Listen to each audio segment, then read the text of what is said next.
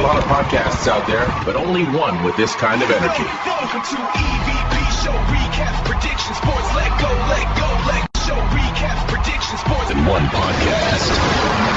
Welcome to EVP Show Recaps, Predictions, Sports, let go.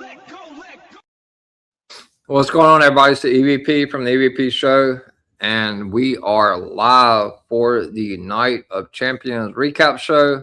And I am not alone tonight. I am joined by the host of Queens of WWE, which I'm sure you saw me as a special guest Wednesday. And this man actually won the prediction show today. He beat me on the last match, but congratulations to him on winning the predictions today. Like I said, he is the host of Queens of WWE every Wednesday at 8 p.m. Eastern, and one half of the rundown that airs an hour before Monday Night Raw every single Monday. They run him and the World of Greg run down the entire Raw card as they get you ready for Raw on Netflix. He is no other than Kyle the Man Anthony. What's going on, brother? What's going on, man? It's look forward to being here. It's been good to work with you again. This is a cool thing, so glad we can continue doing this for sure, because this has been really cool. Last time you were on my show, I was on your show. We've been going back and forth, so yeah, it's really cool, hanging out with you again. So this is fun to do, Absolutely. Yeah, I was just telling some people, your show Wednesday, it was, we've been working together for so long. It was great. I enjoyed it. I'm glad that you have your own platform now, to where you can talk about women's wrestling. And obviously I know a little bit, about women's wrestling.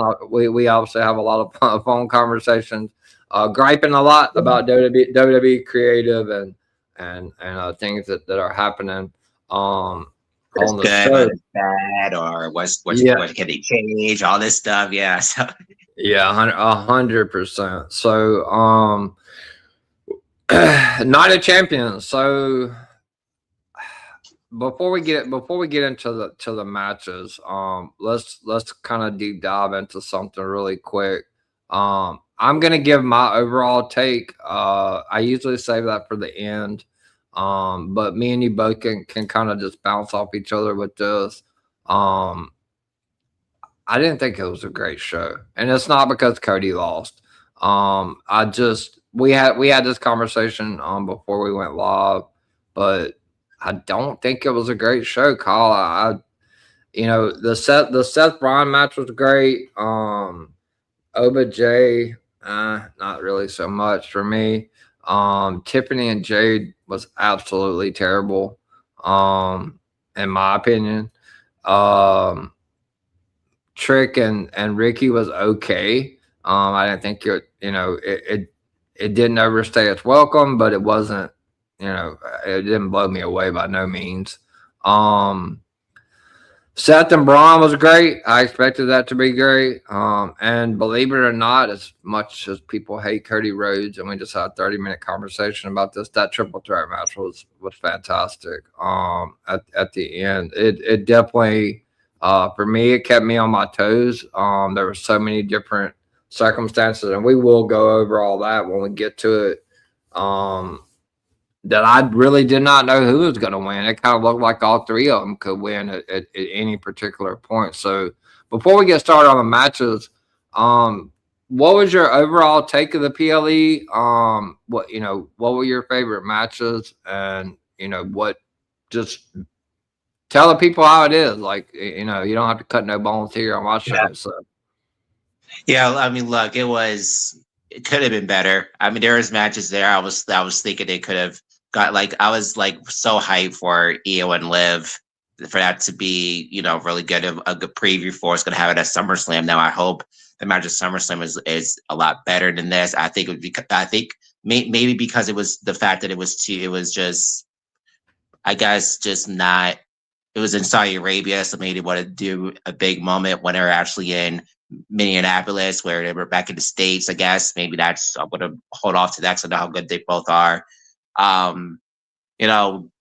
Trick and Ricky, that was a waste. I mean, I really love the cage match. I love that match. I was like, that was the highlight of the entire show. Triple threat match was a great match as well. But everything else, I mean, they did Tiffany and Jade. I told you so much before how much to keep doing that match over and over again, a waste of time. I think Tiffany should move on to someone else. Stop focusing on Jade.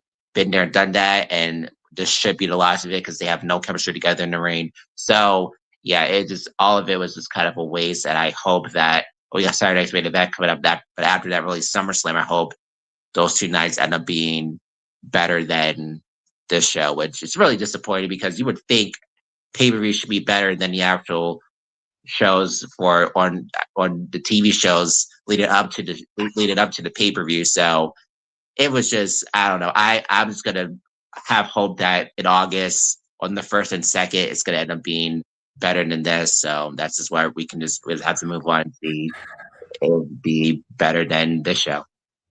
So, before, like I said, before I get into the matches and all that, and the move sets and everything that happened, and then obviously we'll break down each match after, we go through the matches and stuff like that.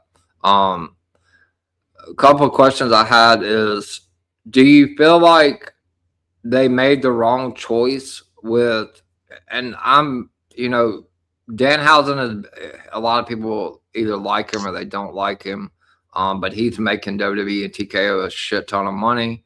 Do you feel like the WWE made the wrong move by having Danhausen inserted into this whole Liv Io match? Because like going into it, and I told you on the phone because we do talk every day, and I also put it in the chats that Liv Morgan had never been defeated by Io Sky, and she was also undefeated in Saudi Arabia. So how did you feel about them inserting Danhausen to where Danhausen cursed her on her way out?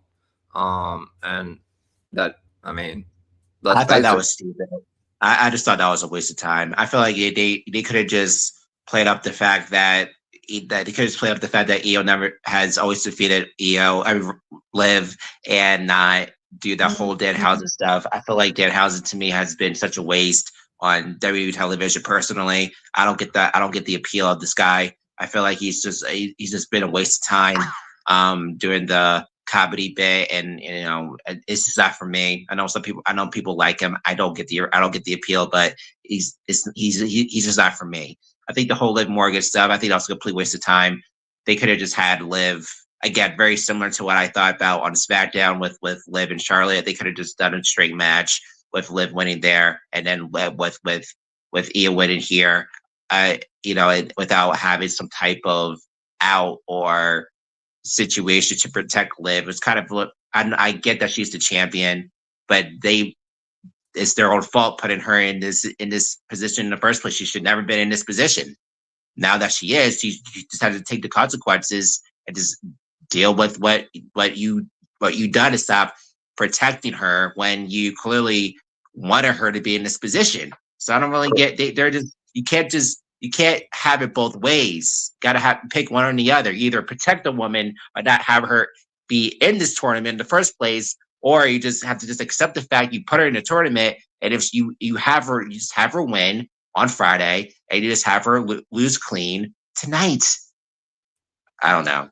The whole Danhausen stuff was completely unnecessary. I think they could have done a straight match. It could have been even a better match too if that wasn't a situation. So they just soured on the match because it was a match I'm looking forward to. Like I said, I hope by SummerSlam it'll be better, because tonight was just unnecessary and was a waste. And I felt bad for both women because they could have come up with a better match.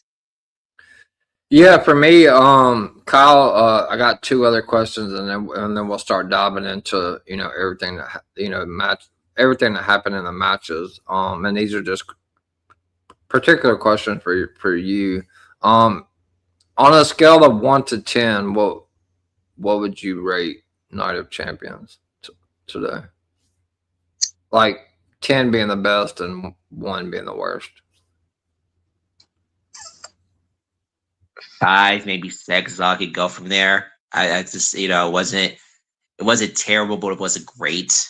It just, I don't know. You look at, you always look. I always look at the match card of what's happening, and on paper is either going to be super good or not. And then when you actually see it, you expect more, or you come out of it unexpectedly saying, "Oh, this was a good show. I didn't think going into this is going to be good." And then so it's always up in the air every single month, where we look at the card and we hope that ends up being a good show, but then in execution it ends up being really good or really bad. And unfortunately, it lands on the bad side, or just not very interesting. I guess because everything wasn't bad, but it wasn't great, or wasn't even that long of the matches. So I don't know what they're doing of them doing it.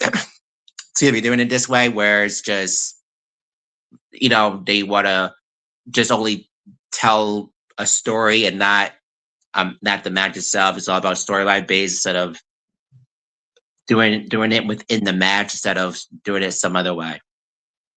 So Yeah. I didn't care for it. Yeah, I agree. Kyle, we talk a lot, like I said, and I probably would give it a 5 or a 6. Obviously, there's some things that I liked, some things that I didn't like. The Tiffany Jade match, I think was just god awful. But my next question is, and it's not really a question, it's kind of a statement. There was a lot of people, a lot of rumors online. And before I get into this, I do want to tell you, even though we're friends at the end of the day, one of the things that I respect about you the most is you do not partake in, well, I just want to tell you, just be lucky that you're not me. Because I have been getting completely like obliterated since Cody lost the title. When I've told you, I know you can vouch on a phone conversation that I've been saying it for a couple of weeks, that I thought Cody should drop the title. That they need to do something different with him as far as his character. It was starting to get very vanilla and stale. But I do admire that about you a lot. I don't know if I've ever told you that, but you don't partake in the what's the best word I can use where YouTube won't copyright me. The parasocials is what I seem to call the people on Twitter. They live in this fictional world, and me and you had probably about a 45-minute conversation about this a couple of days ago, about the whole Cody Roman. Like everybody, it's like the whole internet is divided. You got the Cody fans and then the Roman and the Bloodline fans, and they all hate each other. At the end of the day, this is professional wrestling, something that we are lucky and privileged enough to be able to come on here and talk about and watch. But I do admire you because you don't ever partake in that. But I do want to ask you because, and I don't want this to sound like I'm interviewing you, because obviously I know you very well, but I mean, what are your thoughts on that? Like, how are you able to? Because I've learned a lot over the years. Obviously, when I worked for the other company, I would, see something that I didn't like, and I would just go off on them. But we work for a great company now, and I can't do that. I have to just learn to keep my mouth shut when I do have a bad temper. But how do you feel about the situation? Like, I know this is kind of off topic, but it's a topic that needs to be discussed. How do you feel about all this? Like, all the back and forth banter, about, people are, saying that they're going to like stop watching wrestling if their person doesn't show up. And then, people that are constantly mentioning another wrestler that they don't like. Every single time they make a post about it, like they post about them every single day. but they say that they hate this person. So what's your thoughts on that? Like, you don't have to go into extreme detail. Obviously, I admire you because you stay out of all that, and that's the best advice I could give anybody because it's so toxic on there.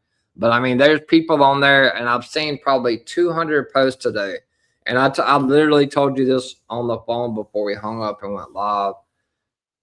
I don't care who's going up against Cody Rhodes. It could be Doink the Clown, and they're going to root against Cody Rhodes. Like, they hate the guy. And I don't know if it's because he's the one that ended Roman streak.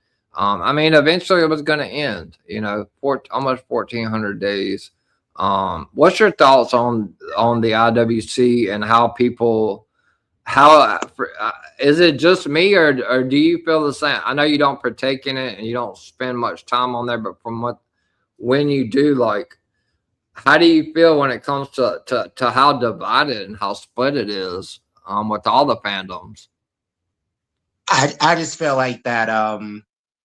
I feel like that is kind of unnecessary. I feel like you have grown adults mostly going on Twitter to complain about a opinion about what happened within a certain wrestler. It's very similar to a person who's a fan of an actual TV show that they like this character because blah blah blah this happened and why did this happen. At the end of the day, it's a TV show. That's what this is. It's like complaining about it because someone has a different opinion than you. I think is always a good thing. Why would I agree with everything that you say? Right? Like if you say that, I know that you like Cody Rhodes. I don't, and I'll be like, we're not gonna have a 45-minute conversation of me proving that Cody Rhodes is a bad wrestler. I mean, it's kind of unnecessary. We're just not going to see eye to that. We have different opinions, and that's all right.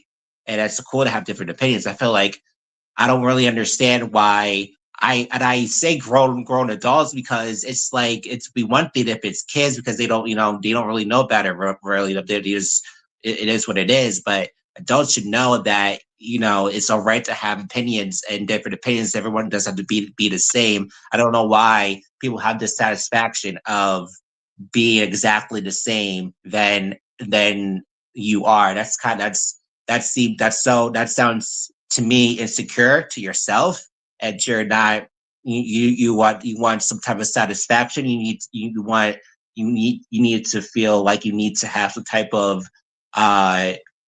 you need to be seen or be heard because people's life is not, sometimes people's life isn't, great, which is kind of unfortunate. It's sad, but just because people have bad lives in their life, that doesn't mean they should automatically go to Twitter or something to complain over something that isn't real. Does it concern them? Isn't their life?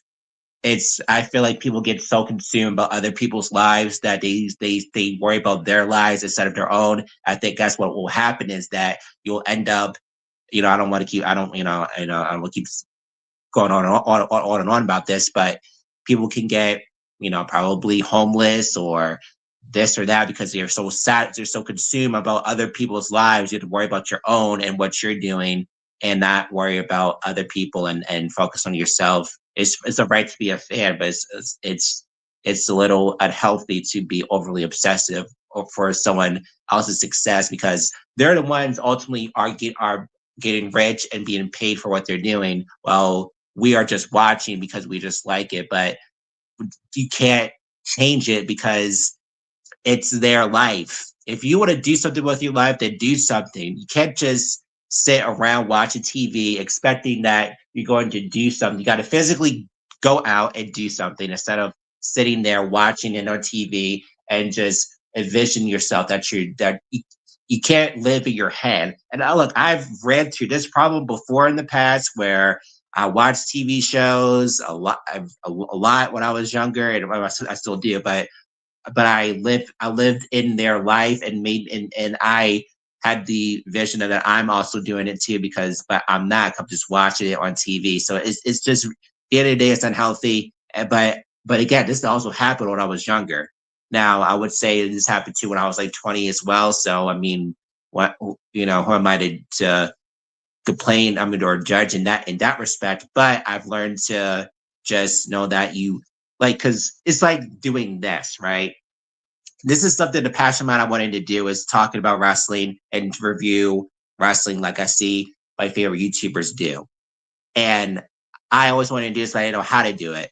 So I physically it took a lot of work. I've wrote down every single thing that happened on these shows. I took the time to record myself. I took the time to learn about the microphones and speakers and all this stuff that you need to do to have a successful podcast, and watch all these podcasters that I'm a fan of, and this is where I'm at. This is where it led to, from 2020 to now in 2026. Took a long time to be at this moment that I'm at. So it takes work. That's just the bottom line. It takes work to do something.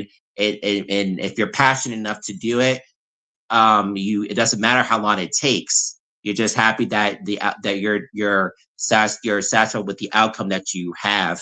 And let me turn this off. I'm sure dark. And being success that you have, and you be proud of the hard work that you put in. Like I am proud of myself for the hard work that I've been put in, and I've done. I decided to do this back in 2020. Saying this was 6 years for me to this point to be where I'm at now. I guess 5 years. 2026 still going on. 5 years of doing this to be to where I'm at today. Had I never did what I did 2020, I wouldn't be here right now, honestly. So I wouldn't even know you. So Right. At the end of the day, you gotta have to physically go out, do the work. Whether it is you have to physically go and get a job, which is crap because but that's what people do. Have to go out, either get a job or figure out how to make money some way somehow. This is the bottom line. That's what this world is you have to make money somehow, some way, whether it's good or bad. But at the end of the day, this world, you need money in order to live.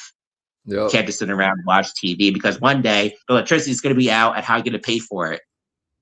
So it's just a whole thing where it's just kind of, it's just sad that people have that mindset where you go in thinking that you're untouchable because I have the internet, I have cable, I have lights, but you have to pay for that every month. Mm-hmm. It's not for free. So I don't know. At the end of the day, bottom line is you just have to work. It's just what it is, and have to just accept it. And that's how life is. Everyone has to work somehow, some way, doing something. Right. Well, for me, and this will be last. I'll touch on this subject, and we'll get into Night of Champions. But you kind of hit the nail on the head. Me and you've been friends for over 2 years. We ran Twitter Spaces together back when, Judgment Day was the hottest thing going on. But my whole point is, if you do not like a wrestler, and I know you don't like Cody, but we're still able to have conversations about Cody Rhodes without it turning into a threat. Like I've gotten several threats in my DMs today, telling me I don't know shit. Cody Rhodes is a bomb. Cody Rhodes is a bomb. Cody Rhodes needs to die. I've seen all of that in DMs. I hope he falls off a cliff and dies. I mean, that is psychotic to me. I think, at the end of the day, like, these wrestlers don't know you, or not you, but I'm speaking in general. They don't know who the hell you are. And they really don't give a shit what you say. Truly, some of them do. And what happened with Sol Ruca, that was absolutely terrible. She blacked out her Twitter, and she went private, and I don't blame her because she was getting attacked. But my whole point, and then like I said, we'll move on, is if you don't like a wrestler, and that wrestler, and I'm talking about Cody, if you don't like him, like, don't watch SmackDown. don't cover it. Don't review it. Or if you're gonna review it, review everything else but Cody. Like, focus on the people that you like. Whether they're on Raw or NXT or TNA or AAA, wherever they are, AEW. But these people are focusing on Cody, and they don't like him. Yeah. They don't like him, but their favorites are on a different show. So that's the last thing I'll say about that too is that I'm not high on Lyra. I never liked Lyra. I don't really like Bailey either. But I don't crap on them every single week. I just watch them and kind of don't really. Well, I do pay attention because I am to I'm doing a whole women's shows, but it's just they're whatever they're there. I have to talk about them because they're on the show and they're doing something. And overall, it is somewhat interesting, even though I'm not a fan of these people. Doesn't mean they're not doing anything that's interesting. I can say, what? Oh, so Lyra just turned heel. This is interesting. It's something I've never really seen this happen. We'll see where this goes because much as I didn't care for Lyra's character. Like I don't care for Bailey's character. I think they're great in the ring. I just never viewed them as they're just not my favorite, and that's all right. I have my favorites. I don't care for others, and that's fine. You can have your favorites, so you don't have to like it. You don't have to like anyone. That's fine. But to crap all over them every single time on Twitter, I don't get. And for what? What is the result they try to get? Every single time they post something saying, "Oh, this person sucks." Like, what is the point of doing that? What is the advantage of posted it up there? What's the outcome that they're expected to get? They're trying to get. I don't know. They're trying to get a reaction out of that wrestler. First of all, whether they hate them or not, whether they admit it or not, and I'm not going to say their names, but obviously you probably know who. Just one example of people that actually hate him, and then people go meet him, and that's for me that's wild. I'm not going to say anything else about that, but I think it's just for a reaction. Like they want that wrestler to react, or maybe they want that wrestler to follow them. I don't know. But at the end of the day, like if you don't like, say, Cody or anybody, I don't know, Jade. I could throw anybody out there. Don't watch them. Like I could literally screenshot you my timeline call, and right now I could get on X and there's probably 200 posts about Cody from non-Cody fans. And that's just, it gets to the point where you almost I can't do it because I'm a content creator, but and I have to try to just overlook it, but sometimes I just can't.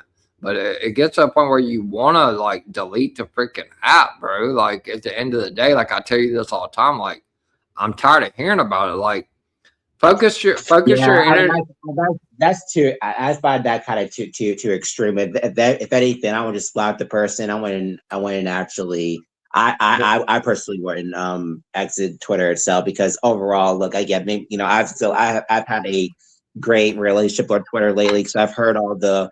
Even when I was younger, when I didn't have Twitter, I've heard all the issues of saying, of people bullying people on Twitter, and that was my big fear because I got bullied as a kid, so I don't want to go through that again. But also now as an adult, I kind of don't really. It's at the end of the day, they're just strangers, and it's like, why complain? Why argue back and forth over someone that that you're probably never going to meet anyway?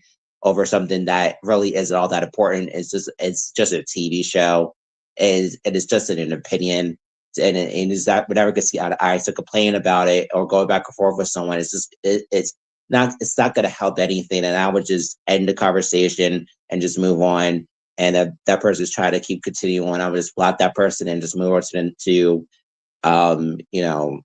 something else, or get off Twitter itself and do something else. Just yeah, like going to touch grass or like going outside and it's the summertime, go to the beach, go to a movie, go to a concert, go swimming, go to the park. Like there's so much, go to the mall, like go shopping, go out to eat.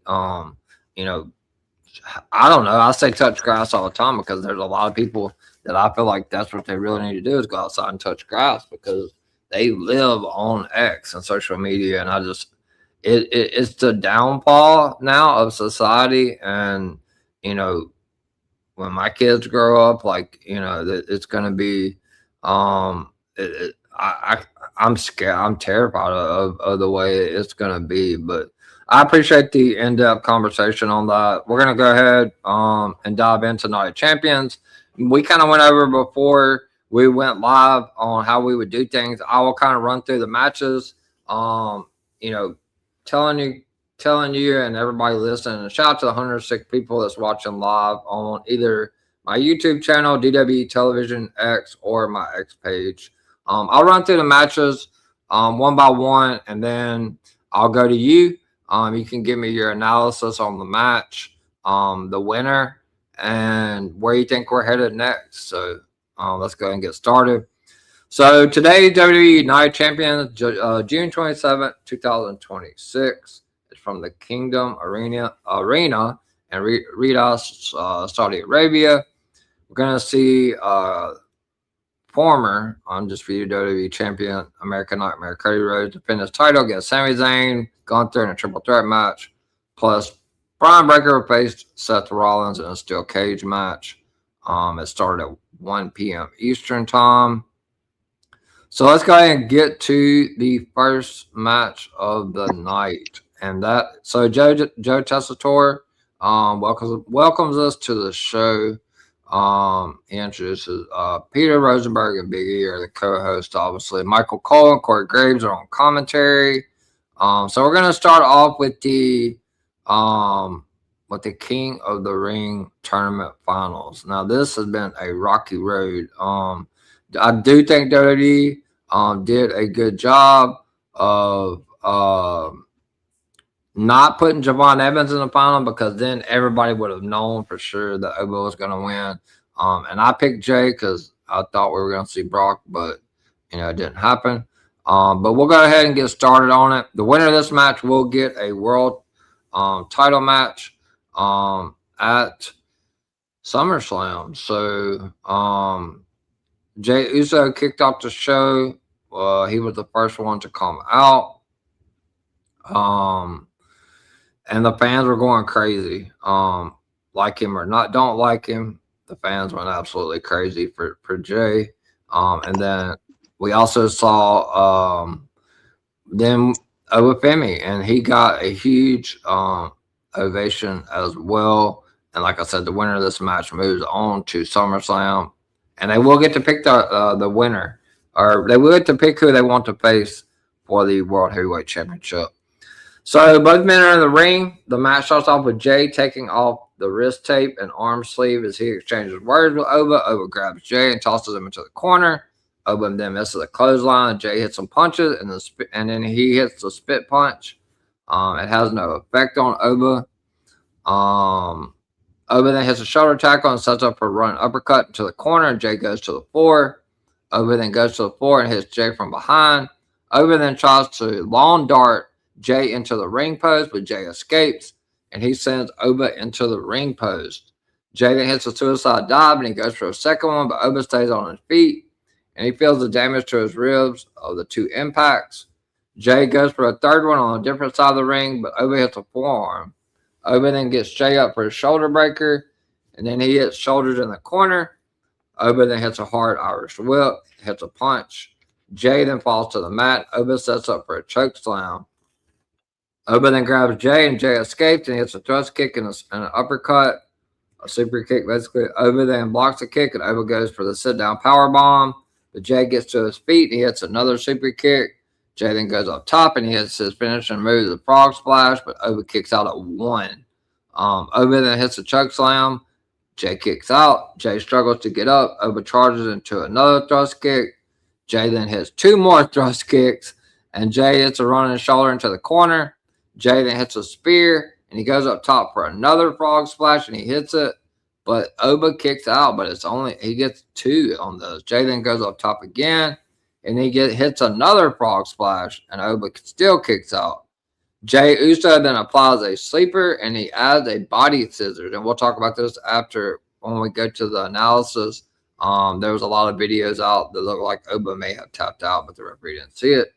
Oba then tosses Jay away, and Jay hits a thrust kick. Oba then hits a running uppercut into the corner, follows it up with a second one. Oba then hits a toss the ball from Grace for the 1, 2, 3. The winner of the 2026 WWE King of the Ring, securing a spot in a main event for one of the World Heavyweight Championships at SummerSlam, the ruler Obafemi. After the match, Obafemi is presented with the King of the Ring crown by Nick Aldis. Byron Saxton congratulates Oba. Oba says, "It feels so good to go from being the ruler to being the king." Oba then says Jay did not understand what he was up against. Oba says, "You thought you were facing one man, but you cannot beat fate, you cannot beat destiny, and you cannot beat him." Oba then says he is the ruler, the destroyer, the bringer of war, the mountain you cannot climb, and the beast. He called himself the Beast Slayer. That's a Brock Lesnar statement. Oba then holds the crown up. So Obafemi wins by the fall. He hits the fall of grace. So first off, the match, like I said before, if you go back and look on Twitter, there was a lot of people that posted the video. Bronson Reed even tweeted it. It looks like Oba tapped out when Jay had him in that sleeper hold with his legs wrapped, the body scissors applied as well. But ultimately, Obafemi does get the win.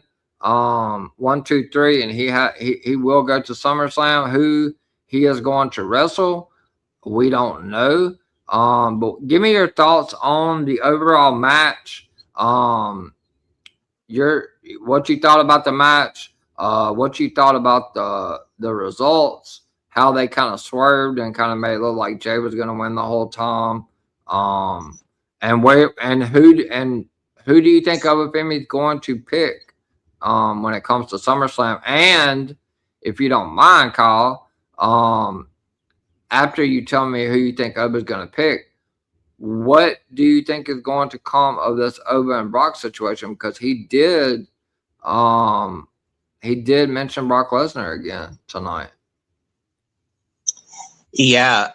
So the match itself reminded me of what happened on Raw with Dominic in a way, where Jay was kept on going out of the ring, which I didn't really understand that, because he's a babyface. I don't know why he's being hate to say a coward in some ways, but he kind of wasn't in that in some ways in that perspective. But then it wasn't a match that really shouldn't have happened today. It really should have been, in my mind, Finn Balor or Seth Rollins, because it would have been a better match as a match perspective, instead of Oba trying to, or having Jay run away because of the situation of them doing try to make the match longer than it probably should have been.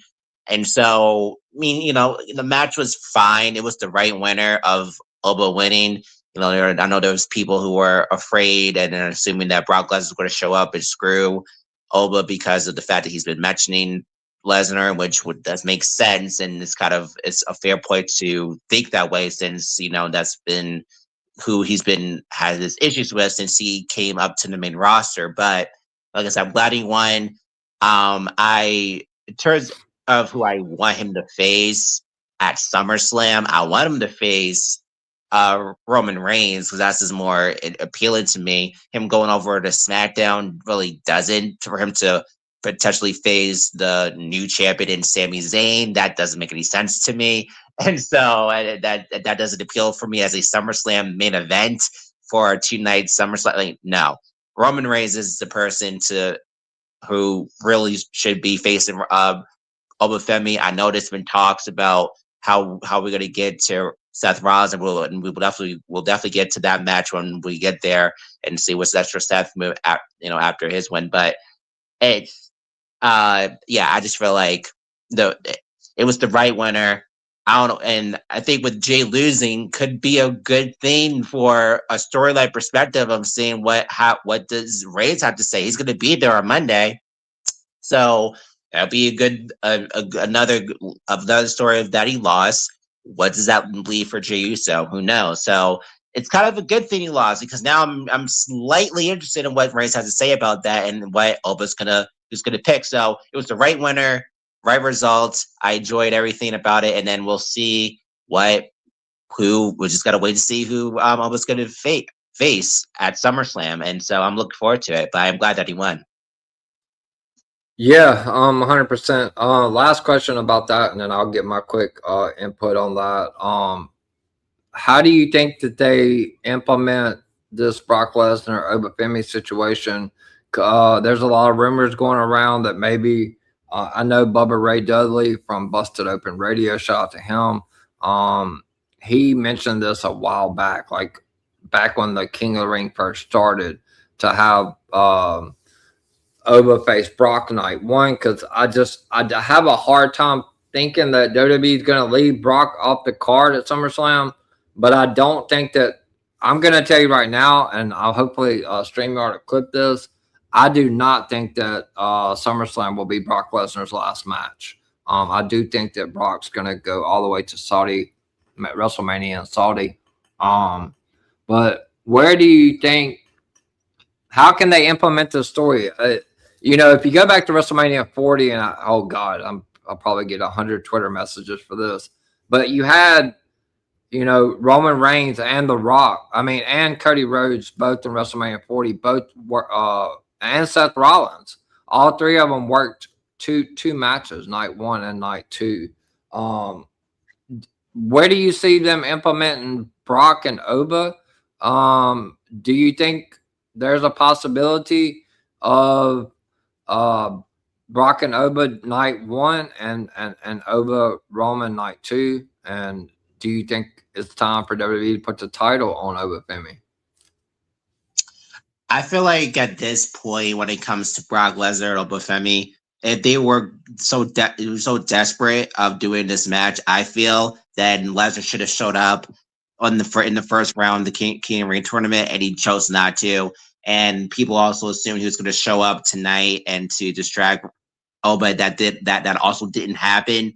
At this point, to me, I don't want to see Brock Lesnar and Roman and Obafemi at SummerSlam, because it's kind of they kind of, in my opinion, missed the boat. And if they are going to do it, maybe they'll do it at Saturday's Main Event because they're in Madison Square Garden. But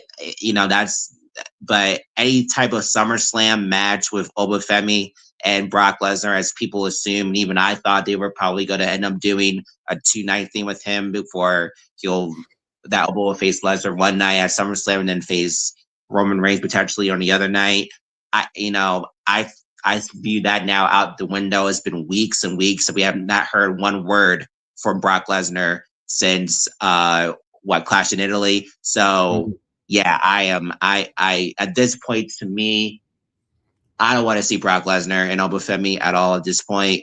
If he comes back, if ever, I'm not. It's could have happened in Madison Square Garden. But any type of match between Obafemi and Brock Lesnar at SummerSlam, I'm not interested in it. But just give me Roman Reigns and Obafemi at this point, and let's do that feud. I know some people don't think that's too early to do. They want to save that till WrestleMania, which I can understand. But at the same time, there's no other credible name for. I guess there is Seth Rollins, but like I said, again, we'll get to that in a minute. That they can do for that show, but I don't know. I feel like they are high. WWE is really into Obafemi.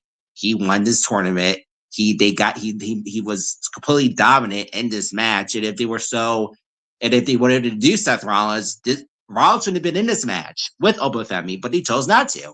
So as much as I would like to see Seth Rollins and Roman Reigns at some point, I just don't think it's going to end up happening. So I think, I'm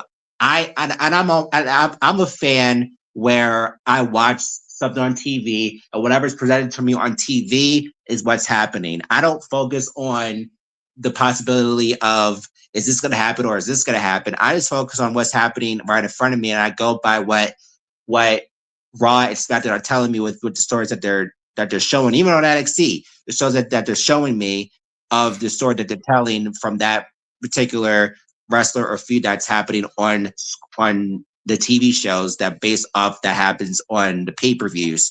And so based off what I've seen on TV, yes, he's brought up Brock Lesnar's name, but Lesnar has not shown up the times that we assumed that he was going to show up in. So as far as I'm concerned, Roman Reigns and Obafemi for SummerSlam, give me that match. And then I don't know what's going to happen at Saturday's main event, but I'm intrigued what's going to happen, but I'm not going to speculate something that I just not really sure or know what's going to happen the very next month on the next show.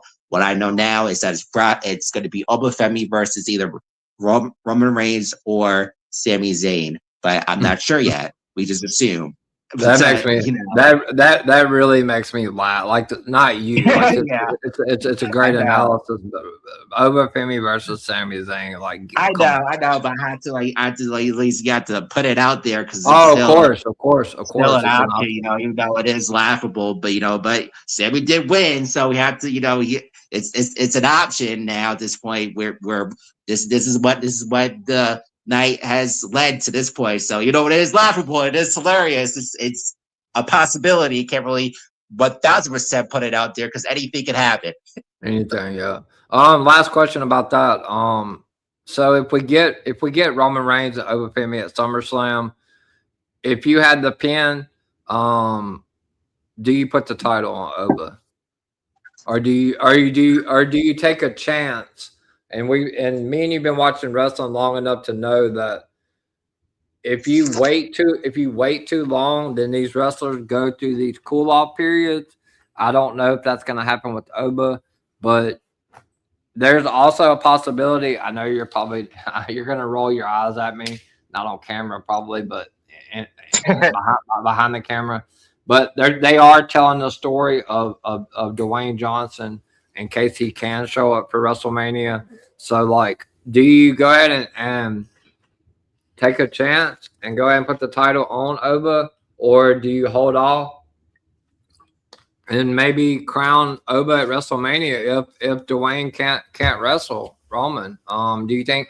I mean, we've had a lot of conversations about Cody and Roman, and about how WWE needs to put titles on some of the younger guys and start elevating some of the young.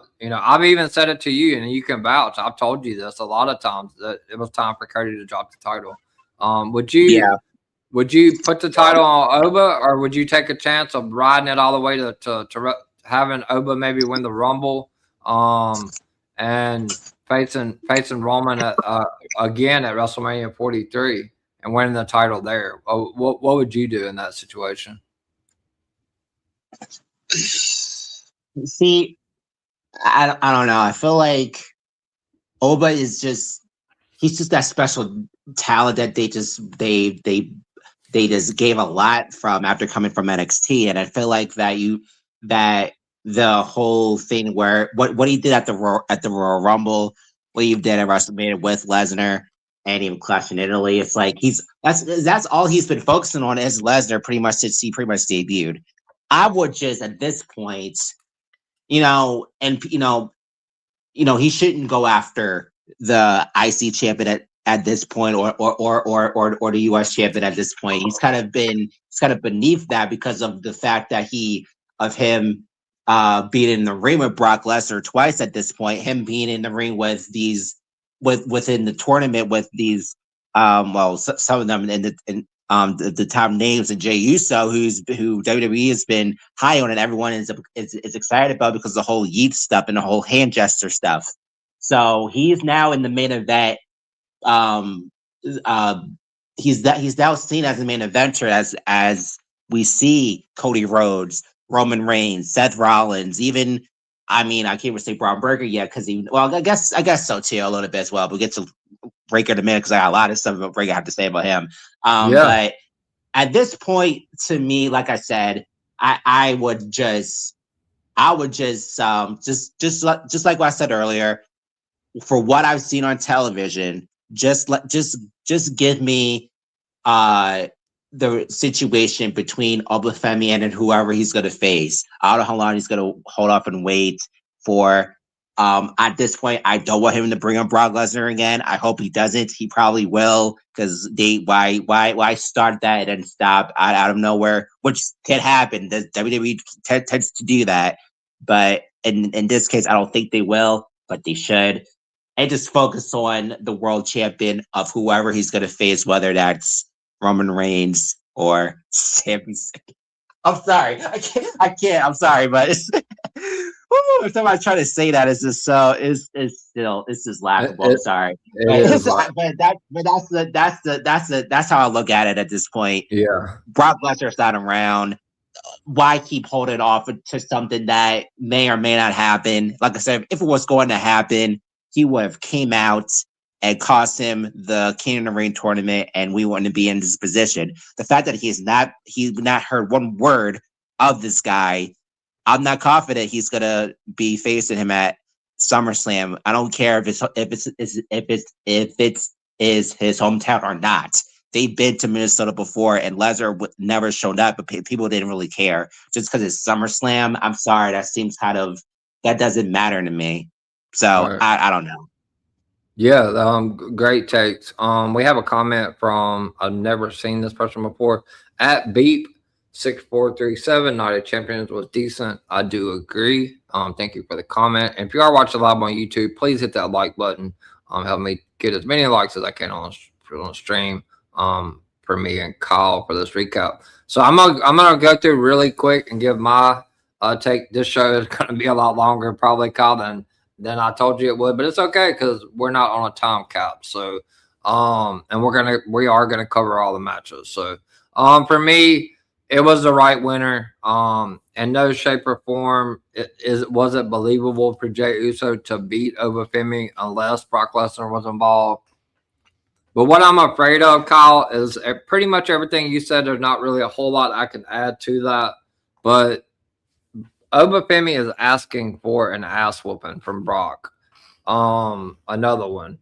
Because at the end of the day, Oba beat Brock at WrestleMania. Brock, even the score at Clash in Italy, they're 1-1. They both made mention of being 1-1. They got to pay the story off. My personal opinion is I think WWE might have listened to Bubba Ray Dudley. I do. I mean, Saturday Night's Main Event's coming up in the middle of July from New York, Madison Square Garden. They always love to put on a big show there. They could do it there. I doubt it. I highly doubt it. So my take is it was the right winner. I love your points about because there's already dissension between kind of Roman's kind of picking Jacob over Jey. It seems to be from the story they're telling on TV. I think that's going to drive more dissension there. So I'm even interested to see where it goes from there. I could see Jey maybe being caught up in a match with maybe LA Knight or something at SummerSlam.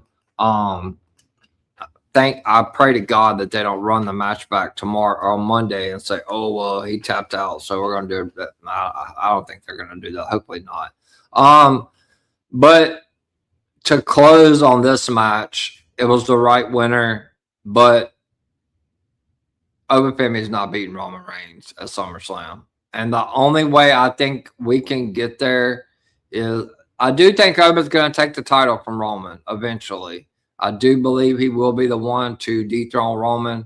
But if you do Brock or Oba night one,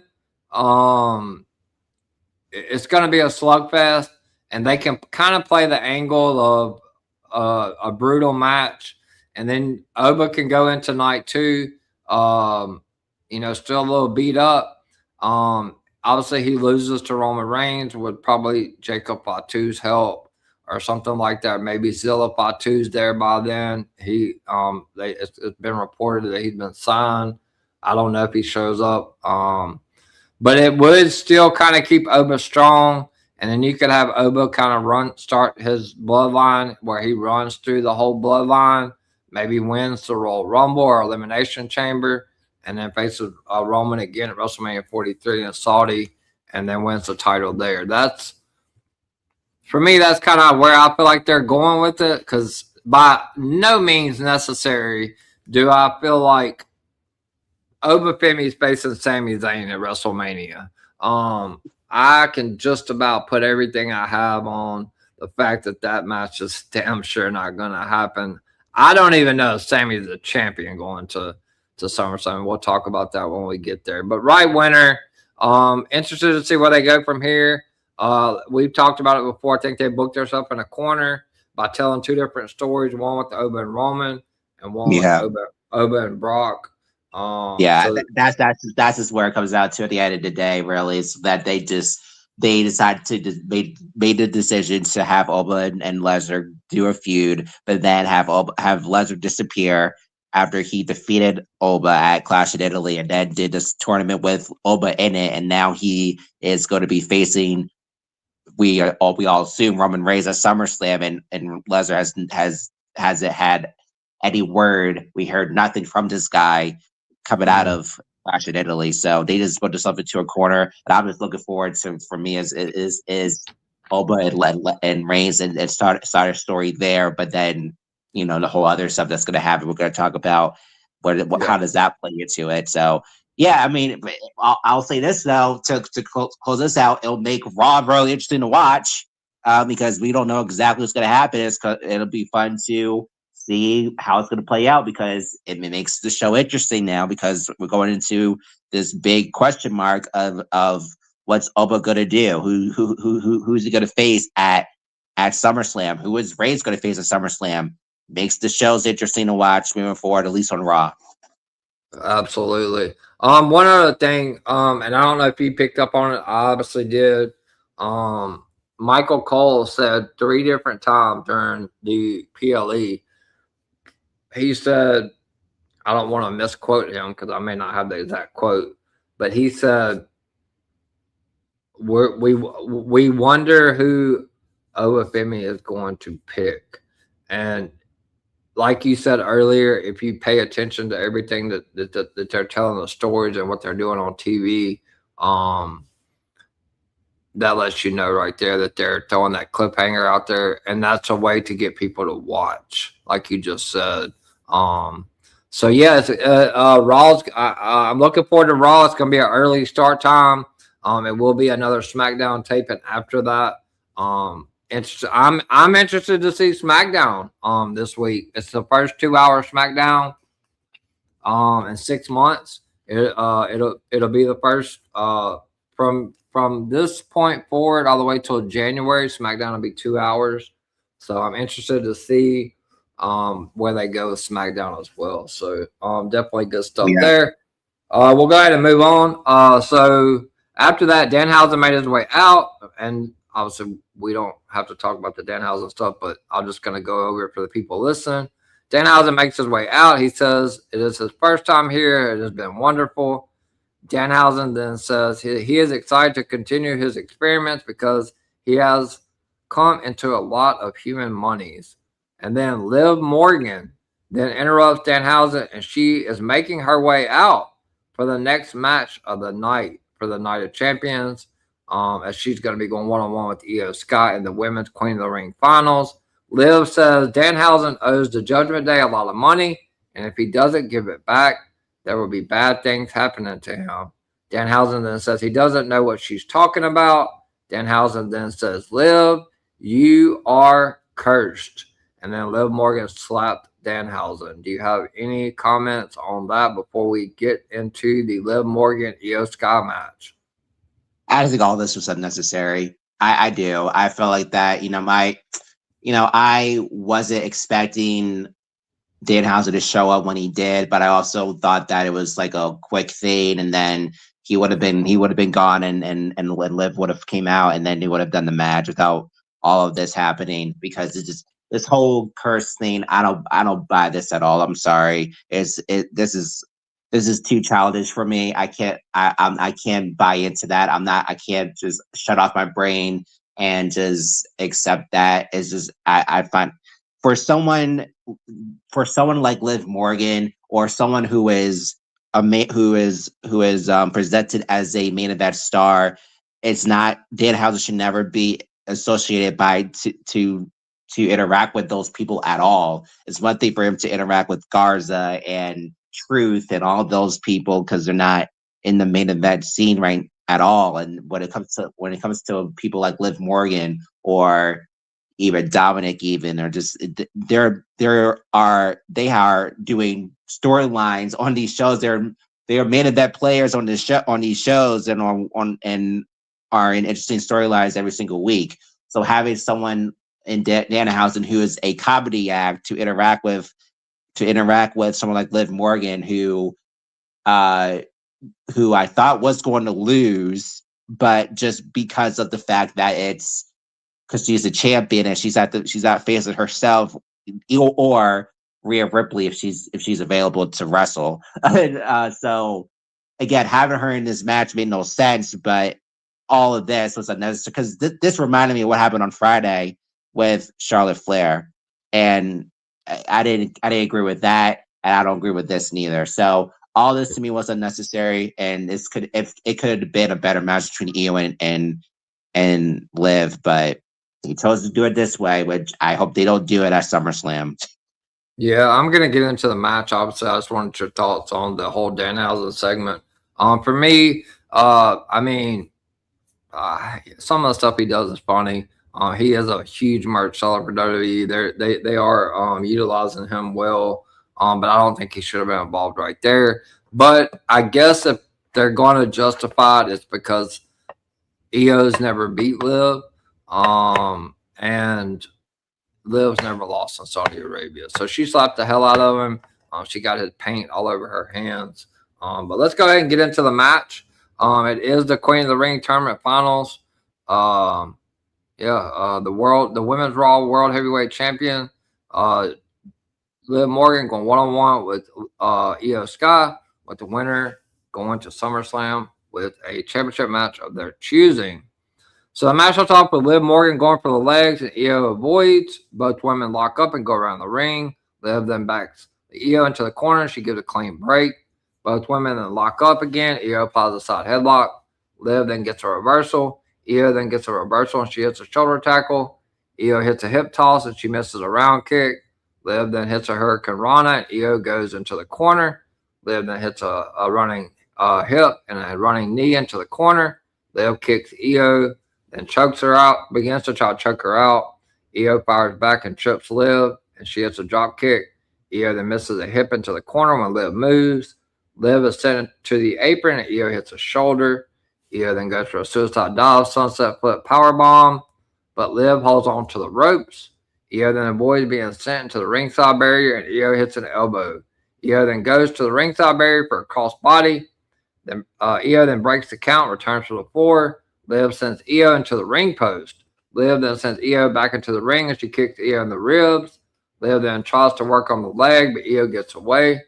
Liv then kicks Io to stop her, then hits an Irish whip, and Liv hits a running knee. Liv then applies a rear naked choke in the corner as she lifts Io off the mat while Liv is on the turnbuckle. Liv then hits a code breaker and she goes for the pin, but Io kicks out. Liv punches Io, another pinfall. Io kicks out. Liv hits a suplex. She holds on for a second one. Liv then hits the second suplex and holds on for the three amigos. Liv then hits the third amigo and she hits an enziguri, but Io kicks out. Liv then applies a reverse chin lock. Io then gets back to her feet. Io hits a snap mare to escape. Liv then, we have a comment. Liv then hits a kick to the leg and Io hits a forearm. Liv then hits another kick and Io hits a forearm. Liv then hits another kick. Later on in the match, Liv applies a Boston Crab, but Io counters it with a double stomp. Io then hits a spinning back elbow and a flapjack. Liv hits an Irish whip and Io goes to the apron. Later on in the match, Io sets up for a butterfly backbreaker, but Liv escapes. Io then goes to the floor and Liv goes for a suicide dive, but Io hits a forearm. Liv falls to the floor. Io sets up for an Asai moonsault and hits it. They return to the ring, and Io sets up for the butterfly backbreaker and hits it, but Liv kicks out. Io then goes up top and she sets up for her famous moonsault, but Liv pushes Io off the turnbuckles. Io then lands on the ring steps, but she appears to have hurt her knee. Liv slams the leg onto the floor and they return to the ring. Liv then takes a double leg takedown and applies that single leg crab that she beat Charlotte Flair with on Friday. Io then crawls to the rope to force a break. Liv pulls her into the center of the ring and turns it into a single leg lion tamer. Liv then kicks Io, and Io kicks Liv to escape the hold. Liv and Io then exchange forearms. Liv then goes after the knee, and Io hits a show tie. Liv then hits a springboard codebreaker for a near fall. Liv then sets up for the Oblivion, and Io moves. Liv then gets caught in the ropes. Io kicks Liv in the back. Io goes to a turnbuckle, and she misses a missile drop kick, and Io lands awkwardly and is in pain. Liv then hits a knee from the apron, then goes up top, and she grabs Io. Io then hits a show tie, and she sets up for a Spanish fly and hits it. And then Io Sky goes back up to the top rope and hits her famous moonsault for the 1, 2, 3. And the winner of the 2026 WWE Queen of the Ring, the Genius of the Sky, Io Sky. After the match, Nick Aldis presents Io Sky with the crown. Byron asks Io how she feels about winning Queen of the Ring. Io says that she is the queen. Io then tells Liv she will see her at SummerSlam, and that Io Sky puts her crown on, as we talked about before, about Oba not putting the crown on, and celebrates. She tells Liv Morgan, I'll see you at SummerSlam. So Io Sky is victorious. Your thoughts on the match, and your thoughts on, which I think I had already told you that was probably going to be the match for SummerSlam. Your thoughts about Io going ahead and picking Liv Morgan for SummerSlam, and it is already official. They already have a thumbnail and a poster out for Liv Morgan defending the title for the first time since WrestleMania against Io Sky at SummerSlam. Yeah, so the match unfortunately wasn't as I thought it was going to be. I thought there were some moments in there that was kind of slightly clunky, and just wasn't they were just telling the story with Io's leg, which I guess was smart, but it just took away from the. I mean, I get what they were doing. They wanted to have Io not be 100% because she moves around really fast. That's her style to do all the flips and stuff she does. It was so I get that perspective, but it just led the match to be super grounded and not really interesting and not incredibly good. Unfortunately, there was something missing in this match. I don't know exactly what it was, but something was missing that I didn't really vibe with. And so that made me slightly disappointed because I was looking forward to this match. And I am looking forward to the match at SummerSlam. I do hope the match is a lot better. Maybe it'll be in a different atmosphere. And also, the crowd sucked as well. They were not interested in this match at all. I don't know if that was because they just didn't care, or the fact that the match was maybe a mixture of both. So hopefully when they're in Minneapolis, back in the States for SummerSlam, it will be a lot better. People will be super hyped and energetic, and the match will be a lot better too, hopefully. So I am happy that Liv won. I'm sorry that Io won. I'm happy that Io won, and that she's going to face Liv. That made sense. And, because I know there were some people saying that Io wins and she'll go after Rhea Ripley, who hasn't been seen for months. So it's like, what sense does that make when I can't see Io go over to SmackDown for no reason when I find her perfectly fine on Raw. And she should stay on Raw. You look at SmackDown, ain't good right now in that women's division, or just as a whole for that show as a whole. And so her staying on Raw makes sense. Her feuding with Liv, I think makes the most sense for the rest of the year to continue on with that feud for the rest of the year and focus on that. I am happy about that because, as we said before about Liv, there has been no competition for her. We thought it would have been Stephanie, but she disappeared. We thought it would be, I don't know. It was just we just expected more from this reign, and it's ended up being lackluster and not great. And so now we can finally have some interactions with Liv Morgan and Io Sky back and forth on the microphone.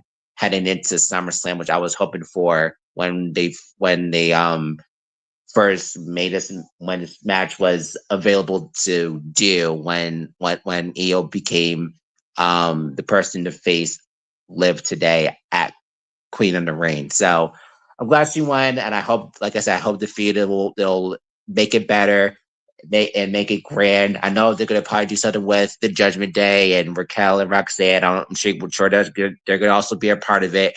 They may even be the reason why Liv loses at SummerSlam, and that could be a whole other story with that, because I said this before about Roxanne in particular. I see her down the line going to win Money in the Bank in October, and then whether, like I said, whether Liv was champion or not, Roxanne is gonna be Miss Money in the Bank, I feel. So they're planting that seed very slowly, but it is happening, and with the split between Liv and Judgment Day. So right winner, right outcome. Looking forward to the match at SummerSlam. Hopefully it's better, and a lot of story going into SummerSlam, coming out of SummerSlam with Liv, Raquel, and Roxanne.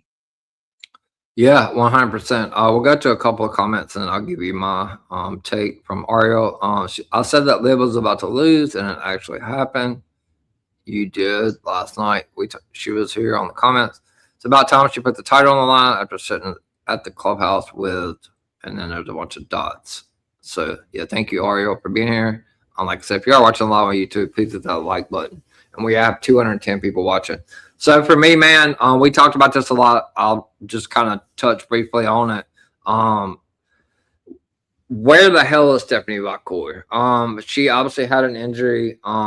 It was reported that the WWE was having some issues with the visas for people, getting across the borders and different countries and stuff like that. So I don't know if it's a mixture of.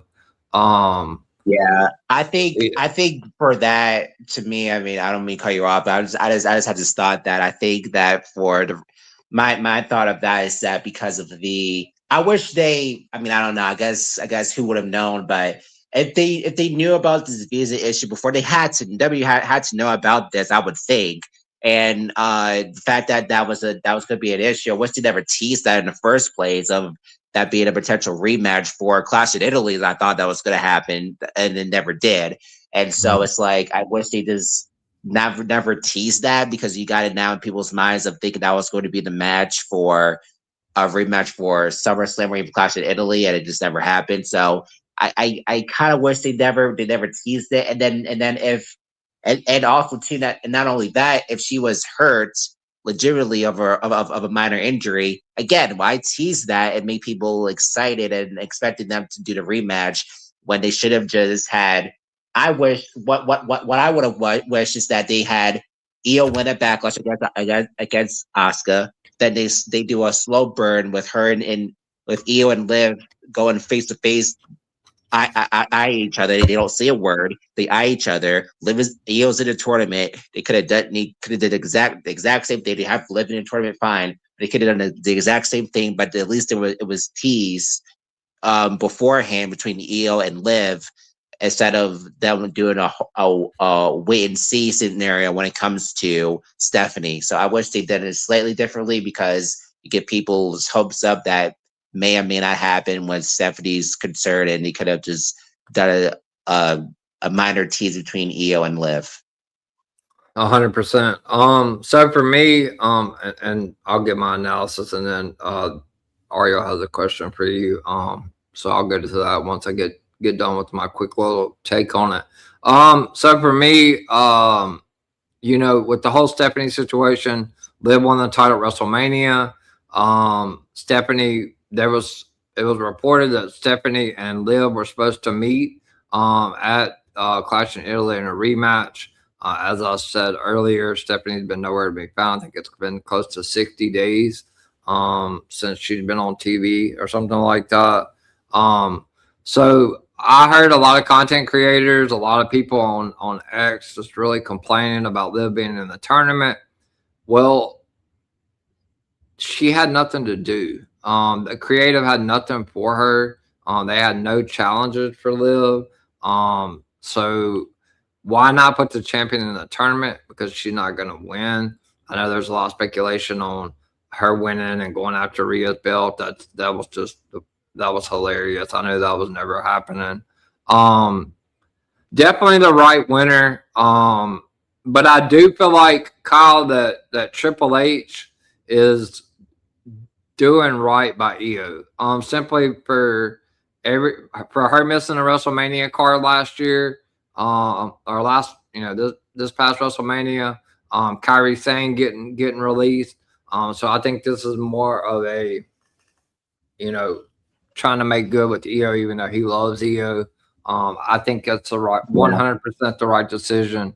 And also, I heard the rumors, the rumblings. Io's going to win. She's going to go challenge her best friend, Rhea, which didn't make any sense to me.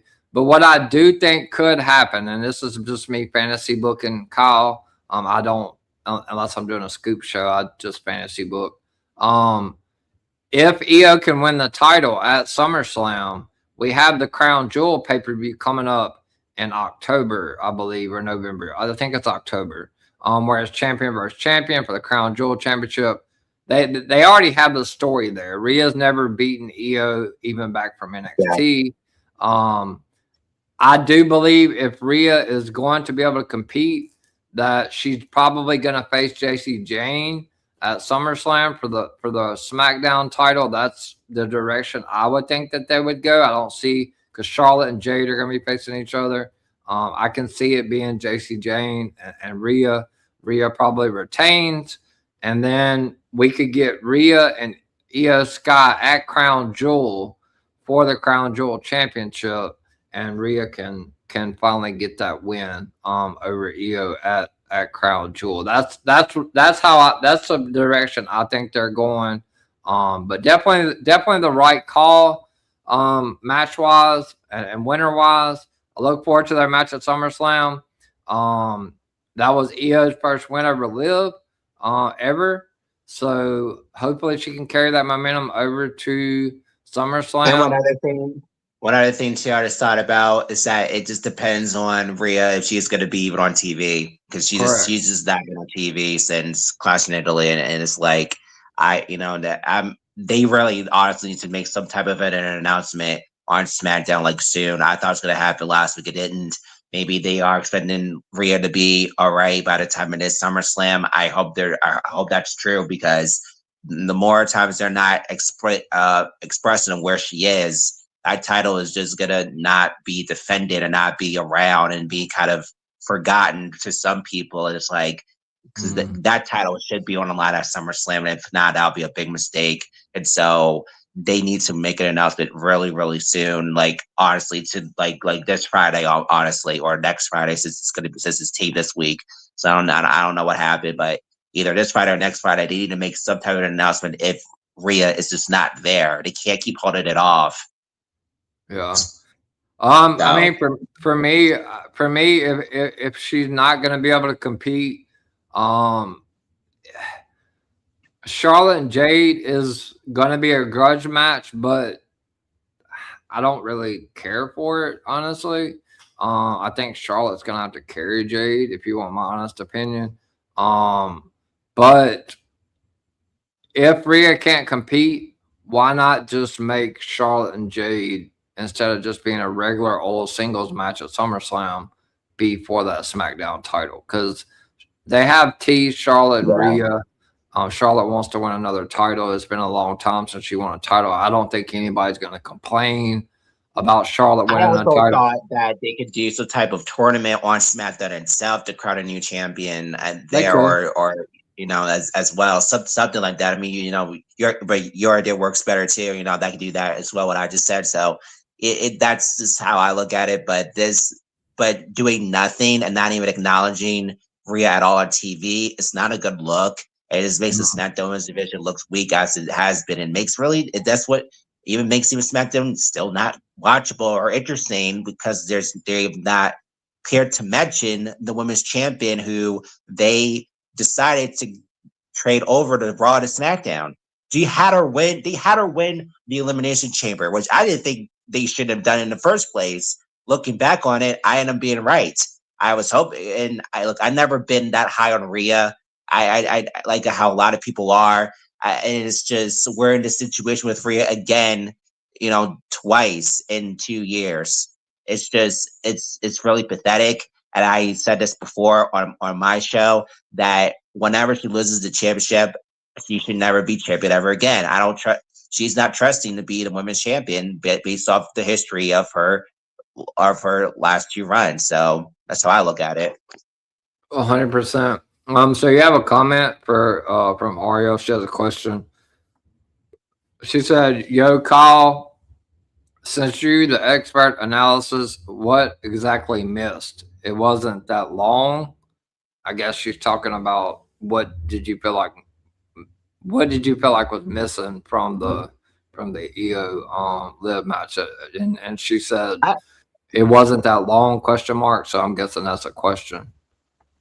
I just feel like, to me, I know how good EO and Liv are. They had that one match together, Saturday's main event, and that was a really good match. And so, I mean, I can understand why they did what they did in terms of the story they were telling there. It just, to me, I just felt like that was just not the match that I expected it to be. And also, too, it's also based off the crowd. They didn't care. And it made me not care about it neither. So that's the other part of it. Is the match wasn't really all that good as I thought it was going to be, and the crowd just didn't care. So mixed all that together, it just ended up being a bad match. So I mean, I don't know what you liked in the match. Maybe you saw something I didn't, but for what I've seen, it just wasn't a good match. It was just plain and simple. I hope they have a better match at SummerSlam. Maybe the crowd in Minneapolis, because they're back in the States, as I said before, will make the match better, hopefully, and they'll have more motivation to put on a great match, because it is a match that I want to see. It is a feud I want to see between Liv and EO. I know how good both of them are, and I've seen them both in the ring together before. They can have, and even when they are in other matches with other people, they're both great in their other matches they had with other people. It's just the environment they were in. The crowd didn't care, and the match suffered from that. So it was a mixture of that. I know how good EO and Liv are. It's just the environment didn't flow, and that made the match weak and not good. And also, they were playing off the leg stuff, and maybe they should never done that too. I don't know. Could have done it in a different way, but that's just where it comes down to. It just wasn't a good match. I just hope their match at SummerSlam will be better. Maybe because they're being in the States. That's where I'm coming from. 100%.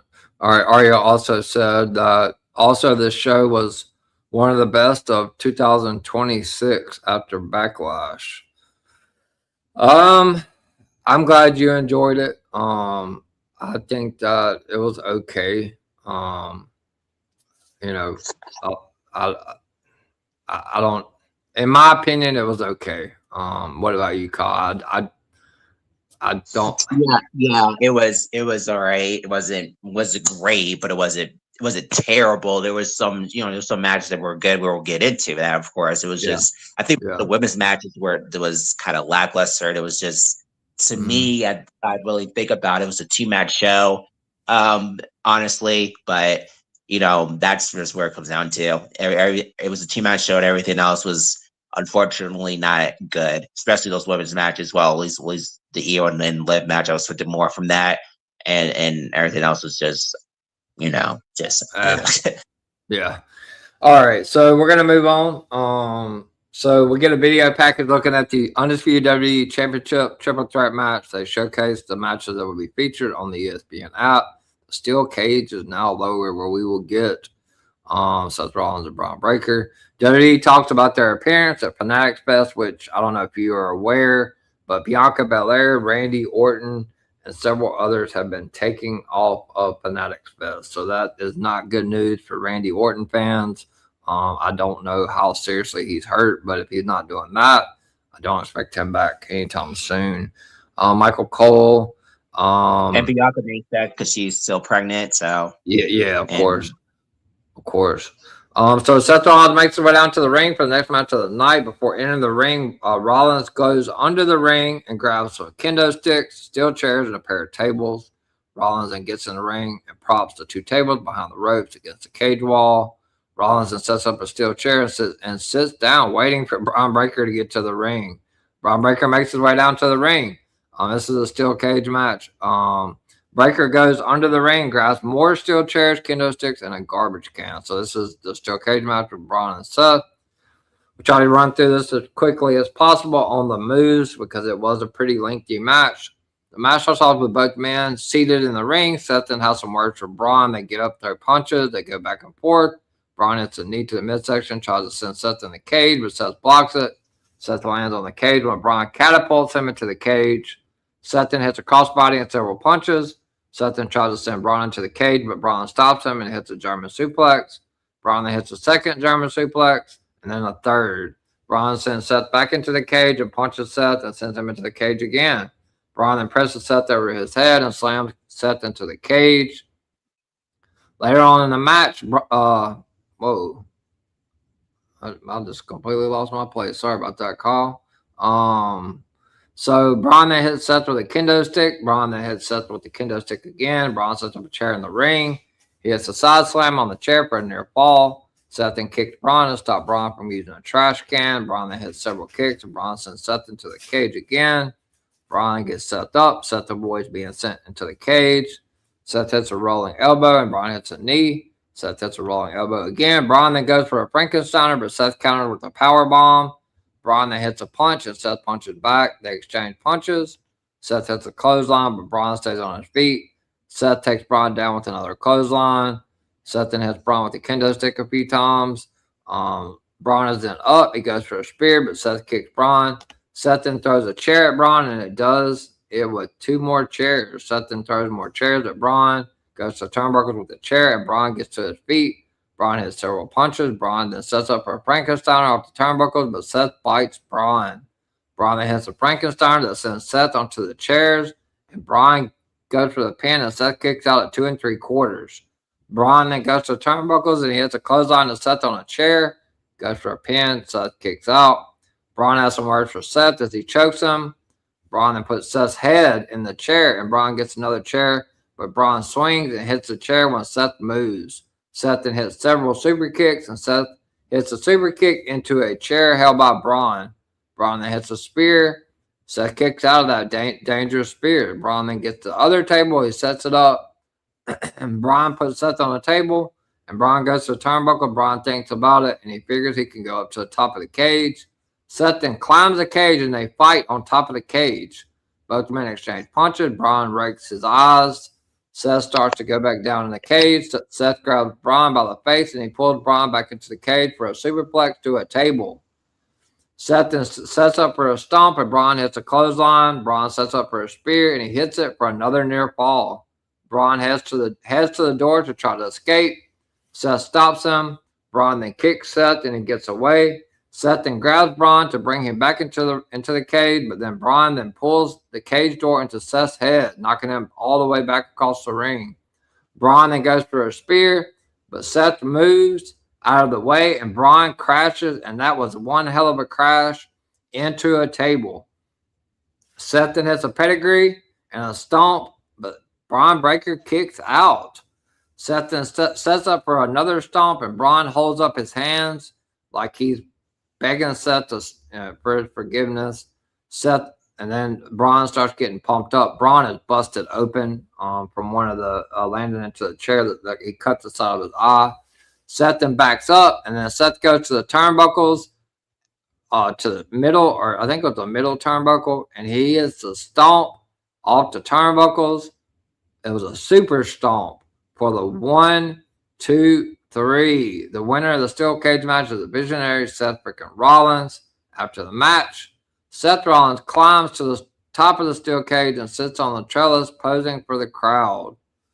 So, what a match! That was phenomenal. Your thoughts on Seth Rollins and Bron Breakker, right winner?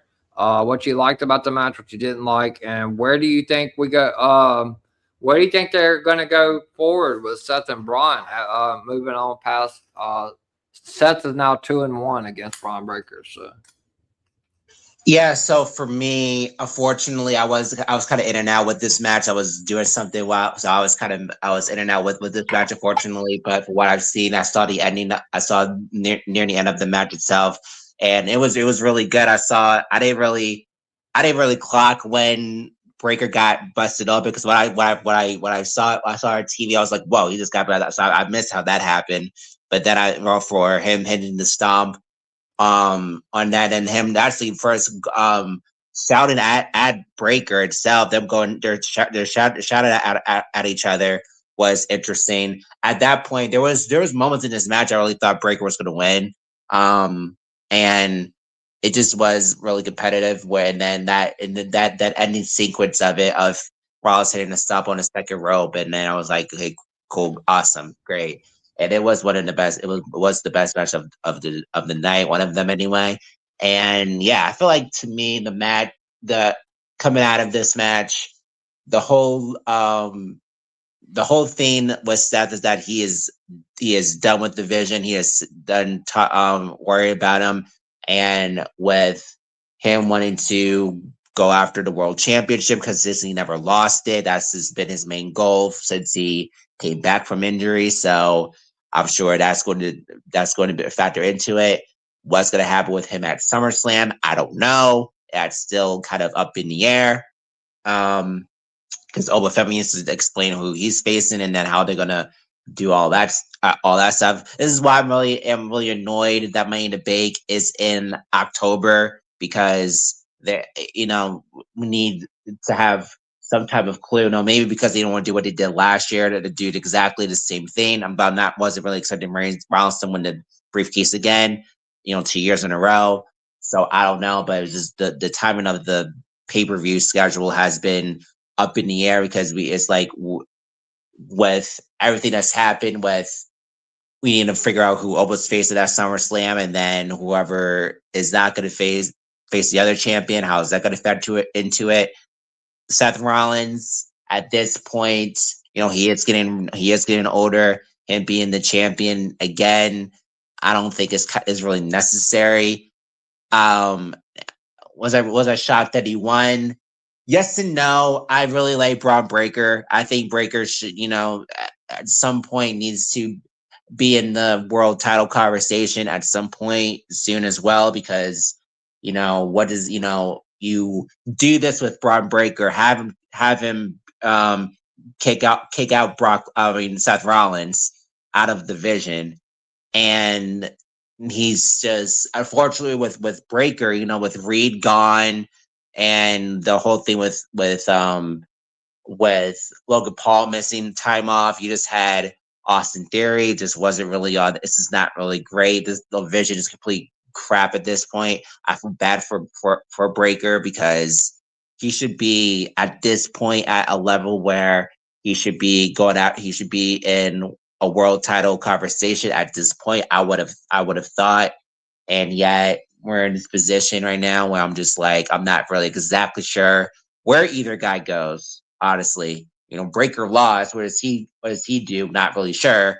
Rollins won, but he wants to be world champion again, but I don't know how that will work since he even said it during the post show. He doesn't know which way to go because Oba is going to be going after the champion, so he doesn't know exactly what that leads him heading into SummerSlam. So it's still, even though Rollins won, it's still up in the air exactly where each guy goes for SummerSlam. So it's still, we have more questions than answers, and this match didn't really help out. It was a great match, and I love the ending. I love that Seth won, but I'm still coming out of this like, where does either guy go heading into SummerSlam?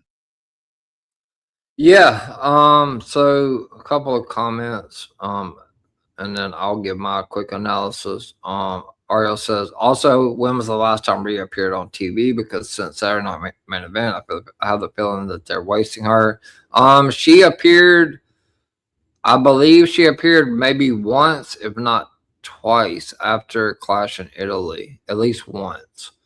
She hasn't been I on just TV. remember Italy. Maybe she showed up the SmackDown after Italy, and then she disappeared. So it was a SmackDown after Italy. So, and then Ariel said the vision is finally done. I don't think they're done, but it seems like they are. Bronson Reed is on his way back, so we'll see what they do with that. For me, I was wrong there too because I thought someone was going to interfere and no one did. So, which I kind of like. So I was wrong there, but I'm kind of glad no one interfered. Yeah, for me it was a great match. I put it right there with the triple threat Cody's match. You know, Braun Breaker, you know, Logan got hurt, which is unfortunate. The whole Vision's been hurt at one point in time, but he is one of the futures of WWE. You know, he's up there with the Jacob Fatus and the Obafimis and the Trick Williams and Javon Evans and all them.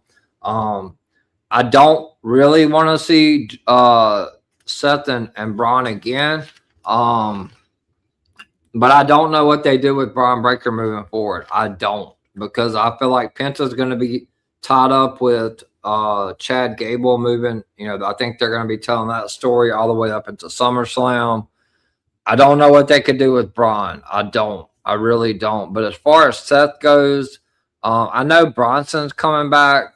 So if we're not getting Seth Rollins or Roman Reigns at SummerSlam, I could see two possibilities. I could see maybe a Seth Rollins versus Bronson Reed, or if anybody was watching Raw last week, it was the last Bloodline segment with Roman talking to Jacob. He whispered something in his ear. I read his lips. It did seem like he said, "Go kill Seth," or something like that. So. Oh yeah, I never really thought. I thought about that. That could actually be a good SummerSlam match. In the meantime, they would have hold off until for him to potentially be in the world title picture, probably in the fall. So maybe that's actually that would make the most sense. I would think if they're not ready for Rollins to be in the world title picture. So I think I actually do like that idea. But I didn't really think about that about Seth and Jacob. That makes that could be fun for SummerSlam. So yeah, I could see that. Yeah, I mean, if they're not going to do Seth and Roman, they could have Seth and Jacob, and just have Seth, you know, have to kind of fight his way through the bloodline to get to Roman, you know, fight Jacob and Jay, and Jimmy, because he's had words with both of them in the back, segments with them in the back. So it did seem like Roman told Jacob to go kill Jacob. Roman told Jacob that to go kill Seth. I'm sorry, not Jacob. It can't. Yeah, no, definitely not that. But I don't know. I'm just fantasy booking, but it seems like that could be with LA Knight as well. I was thinking as well because I could see a scenario where they could do like a number one contender between LA Knight and Seth Rollins, on like whatever else is happening in September. In September, I'm not really sure what that pay-per-view is going to be, or if they're even or if Seth is going to be in the Money in the Bank ladder match, maybe they'll do the championship match there with him. So that could be a scenario where on TV there could be some type of number one contendership with Seth Rollins to LA Knight, because LA Knight's still involved with the Bloodline and Roman Reigns. Don't know why, but he is. So I think that's the direction. That's probably why he's been doing all this stuff lately. Maybe it's leading to a more contendership between both Seth and LA Knight on TV, I'm guessing.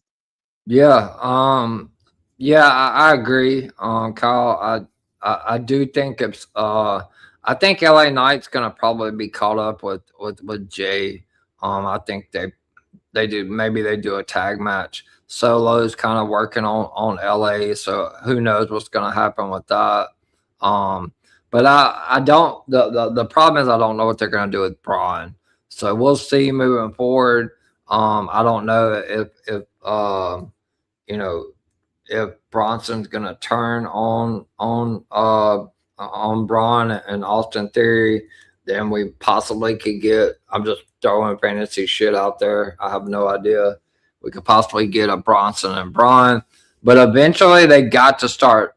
They did change up some stuff in the King of the Ring tournament. So they took the Obafemi and Braun Breaker match away from us because WWE loves to make people wait. And they didn't want to do that on a random Raw. So we got to get Braun Breaker. I hate to say move him to SmackDown, but Braun and Trick for the U.S. title, sign me up for that. but I don't know if they're going to do that. I mean, I like I don't. said, it would make SmackDown interesting because all the top names that I'm really are invested in is on Raw. So I Yeah, mean, they just debuted Blake Monroe, so that's the really exciting thing that happened on SmackDown that interests me. But so in terms of any guys at this point, it's just not. There's no incredibly exciting over on at least the guys anyway that they can really care about. I would think they would do more with Royce Keys, but he's just disappeared since the tournament, and it's like there's yeah, of no one incredibly interesting for the world champion that we'll get into later on. But course. yeah, All right, I don't so we know. will. Yeah, yeah, good stuff there. So moving on, we see Sami Zayn. He's shown preparing for the main event. Ricky Saints makes his way down to the ring for the next match of the night, where he will challenge Trick Williams for the United States title, and he is accompanied to the ring by Little Yachty. The match starts off with Ricky hitting Trick from behind, several punches, but Trick hits a clothesline, several chops. Ricky hits a punch to Trick, and Trick nails his midsection. Trick then hits a spinning back heel kick, then misses a jumping knee. Ricky goes to the floor. Ricky then takes Little Yachty's kendo stick, and he hits the steps and falls down. So to suggest that Little Yachty hit him. That was a smart move. The referee then sends Little Yachty to the back. Little Yachty was removed from ringside. They argue with the referee. At that point, I was like, damn, we might get a title change. Ricky then hits a forearm off the steps and sends Trick into the ringside barrier and ring steps. Ricky then kicks Trick, sends him back into the ring. Ricky then hits a knee to the midsection. Trick fires back with several chops, and then Ricky hits him with a clothesline, goes for a pin. No pinfall there. Ricky then goes to a turnbuckle for the old school. Ricky then hits a belly back suplex, and Ricky poses to the crowd. He hits a sunset flip for a near fall. Ricky then kicks Trick in the back and follows it up with several knees. Ricky then hits a suplex. Ricky then sets up for a suplex, but Trick blocks it, and Trick hits the suplex of his own. Trick then hits several punches and a jumping side kick and follows it up with a second one. Trick hits a flapjack and hits a backhand slap to Ricky, and he pulls Ricky up into a Uranagi for a near fall. Later on in the match, Ricky sets up for a powerbomb, but Trick counters with the back body drop. Ricky delivers a punch, and then Trick punches back.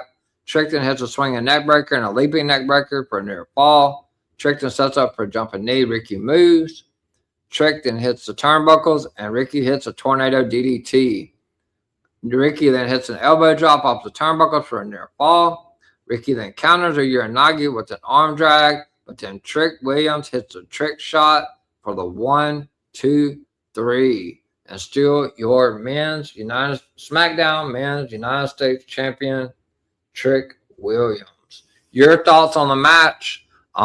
The fans were really reacting to Ricky Saints over there in Saudi Arabia. The last few times he'd been on TV, he's starting to get more reactions. He beat Trick a couple of times over in NXT. So, your thoughts on the match? And where do you think they're going with the Ricky and Trick? Because I do not believe this is going to be the last that we see of these two guys. Yeah, so for me, what I gained by the crowd is that they slightly didn't care, slightly, and then as far as what I've heard, they were just kind of silent and muted, maybe because realistically they don't know who Ricky Saints is, because they've even in the States, he just gets no reaction every time he comes out. And it's just I don't really know exactly why I say. I think I kind of do know why. It's just I think because he's really a heel. But I guess Trick is transitioning to a baby face because he's getting really popular. I think also two people just like Trick, and Ricky is just not. He's just still very new and just recently debuted, and people don't know who he is or how to react to him. And him getting a championship match this early, in my mind, it's like in a country where people just will not know him at all, because I doubt majority of those people even watch NXT. So it really should be Carmelo Hayes in this spot. I don't know why he is just. I mean, he's around, but he's just there, but not. Are you lead to a triple threat match, possibly for Saturday Night's main event? At this point, I just want to see Carmelo Hayes and Trick Williams at this point, and I would even. I mean, I don't know. I personally like Carmelo Hayes as the United States champion. I actually want him to win that title back personally, but I don't hate Willie. I don't hate Trick, but he's just. I don't know. I don't vibe with him personally. So I never really did. Even during his time on NXT, I was more into Carmelo than I was Trick. So I was never a Trick fan, and I'm still not. So he's just not my vibe. But I just feel like this entire match and Ricky as a whole, he's just still super new and still I feel kind of green, where I just can't take him seriously as any type of champion. I don't even know what his character is. And every time he speaks, people just don't care. It's pretty sad and kind of jarring how quiet the crowd is every time he opens his mouth, or even when his music hits. It's like is kind of scary how and kind of I get kind of have bit embarrassment of watching him not getting any type of reaction. Is like it's to the point where can we just move on from this, and can we just have Carmelo Hayes and Trick Williams have a feud with each other because of their history, and people will care about that feud than they do with this one. So all this was completely a waste of time. I would have had Carmelo Hayes in this spot, and not Ricky Sage, and this would have done the rematch at SummerSlam and done it like in that way. But I just think doing this match was a mistake. Having Ricky in the spot was the wrong call. And if they're going to do the triple threat match Saturday night's main event, then fine. But figure out a way to remove Ricky and put in Carmelo Hayes heading into SummerSlam. I don't know how we get there or how they'll make that happen, but that does need to happen because I don't want to see this again. Yeah, I agree. The only thing is Triple H, Shawn Michaels, and TKO, they are very high on Ricky Saints. So they're trying to do everything they can to get the fans accustomed to him. Obviously, his theme song, Welcome to the Revolution, or whatever the hell it says, is pretty lame. Yeah. And that's unfortunate too, because I don't mean to cut you off. I just thought about Ricky for a minute. That I don't want to hate Ricky at all. I do want to like him. It's just the way he's been portrayed on TV for the last few within what the last month or two. I just hasn't related to anything incredibly interesting to the point where he's a interesting heel. It just feels like he's just there with no interesting gimmick or interesting character. So it's just, what is he supposed to be? How am I supposed to feel about him? Because that's how a lot of people feel when he's on screen or even in the arena. 100%. But yeah, like I was saying, Triple H and them, they're really just trying to get. This was Ricky's first PLE on the main roster. The thing I don't like about all this is Ricky and Carmelo have wrestled 4 times on SmackDown. Ricky has won 2, Carmelo has won 1, and 1 was like a count out or something like that, or double count out, or I don't know. It wasn't an official winner. I don't think we're done with this, unfortunately, Kyle. I mean, I could see a triple threat at Saturday night's main event, but truly, I think we're getting a triple threat at SummerSlam. I don't like it, but I do think that's where we're headed. Hopefully not. I would prefer to see Trick and Carmelo. That's been the plan for a while. Hopefully they stick with that. I just don't know what else they could do with Ricky. I think they could put Ricky in that triple threat match, because if Trick, whoever wins that match at SummerSlam, Ricky could be the one to take the pin. But unfortunately, I do not think that WWE taking that title off of Trick Williams anytime soon. I think Trick's okay. I think, and this goes back to TKO. I mean, you had several conversations about it, but celebrities. I think they got to get away from Trick and Lil Yachty. Yeah. But I'm not a fan of that. Trick's okay. I don't think he's world championship material yet. I think he will be in maybe a year or so. We'll see how it goes. But I think WWE is going to elevate that United States title with Trick as long as they can. But ultimately, I agree with you. I want to see Trick and Carmelo at SummerSlam. So, all right. So we're that is the end of that match. We have 2 matches left, guys. I do apologize. Well, it doesn't matter. We don't have a time cap, but so the winner is Trick Williams. After the match, though, Ricky wants more from Trick. Lil Yachty then returns to the ring. Trick hits a backhand slap. Lil Yachty then hits Ricky with the kendo stick. And then this was funny to me, but Lil Yachty did the absolute worst version I've ever seen in my entire life of the final boss's people's elbow. That shit was absolutely terrible. I don't know if you saw that, but it was freaking awful. I hope he never does that again. That's what I said. So we're moving on. The ring general Gunther is then shown preparing for the main event. Jade Cargill is then shown walking backstage, and women's United States champion Tiffany Stratton is shown on the other end as the match is next. Jade Cargill makes her way down to the ring by herself for the next match of the night, as she will challenge Tiffany Stratton for the women's United States championship. Tiffany is also on her own. The match starts off with both women locking up. Tiffany hits a kick and a drop kick. Jade hits an Irish whip. Tiffany floats over, gets a near fall with a sunset flip. Jade goes for a choke slam. Tiffany escapes. Jade then hits a punch, and Jade goes for a burning hammer, but Tiffany lands on her feet. Tiffany then hits a hip to the back. Jade catches Tiffany on a suicide dive and sends her into the apron and hits a knee. Jade then misses an elbow in the corner, but hits a sit-down powerbomb for a near fall. Jade punches Tiffany as she goes to the floor. Jade then hits a hard Irish whip. Tiffany fires back with punches. Jade then hits a black hole slam for a near fall. Tiffany then hits several forearms out of the corner.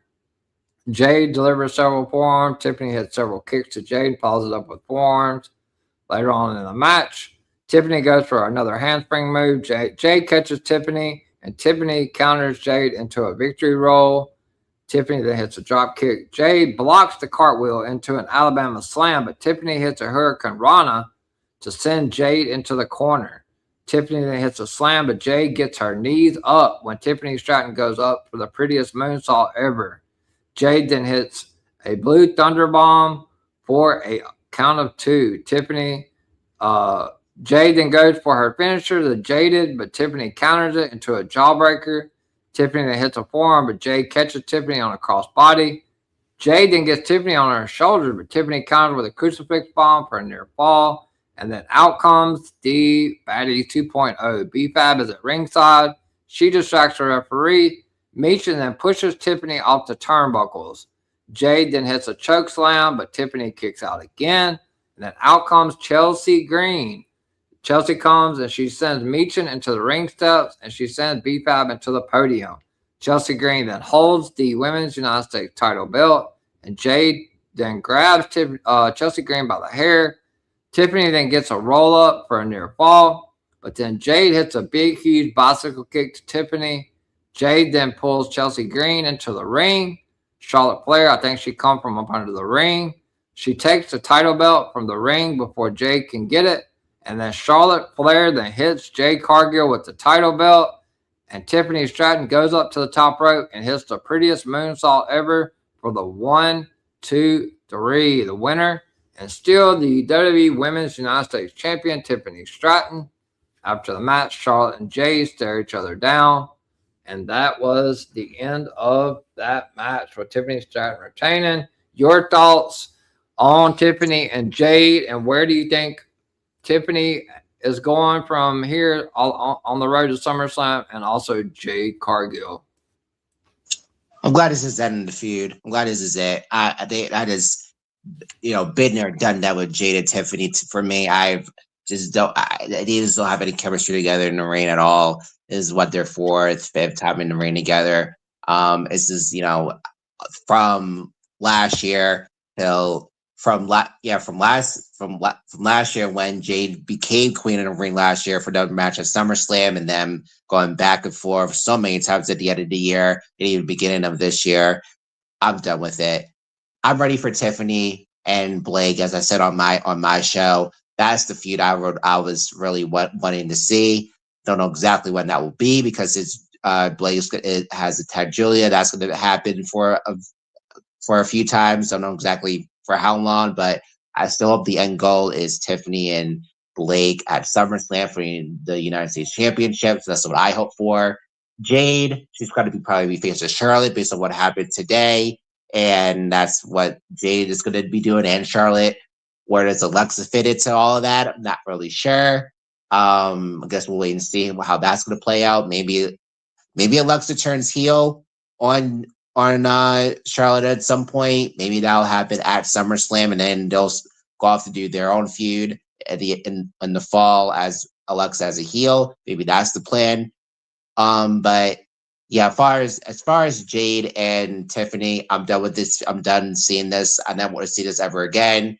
I'm ready for both of them to move on to other people on the show and hopefully if they do Jade and Charlotte, it'll be good. But I'm not confident because I'm not exactly all that excited for Jade's matches or feuds lately. So kind of worried and kind of feared for Charlotte here to carry this feud, unfortunately. So I hope that isn't the case, but that's just how I look at it. Yeah, very very predictable. Jay stood tall Friday. I don't know if I told you this before, but before Rhea was injured, the original plan for Night of Champions, Rhea was supposed to defend the title again against Jade. Thank God we didn't get that again. Even though they have way better chemistry than I think Jade's best matches have been against Rhea Ripley. But that was a scheduled match, but Rhea got hurt, so they pivoted, and that's why they put the United States title on there with Tiffany and Jade. For me, Jade and Charlotte, it's inevitable, whether it's for the women's championship or it's just a grudge match. We'll see. It's interesting what they may do with Tiffany. She's got to be on the card. She's from Minnesota for SummerSlam, but something tells me, and just by the storyline and how they're doing it, Chelsea Green is like really playing around a lot with that title. So I don't know if Chelsea's going to end up turning on Tiffany and we get Chelsea and Tiffany at SummerSlam, or if we're going to get Tiffany and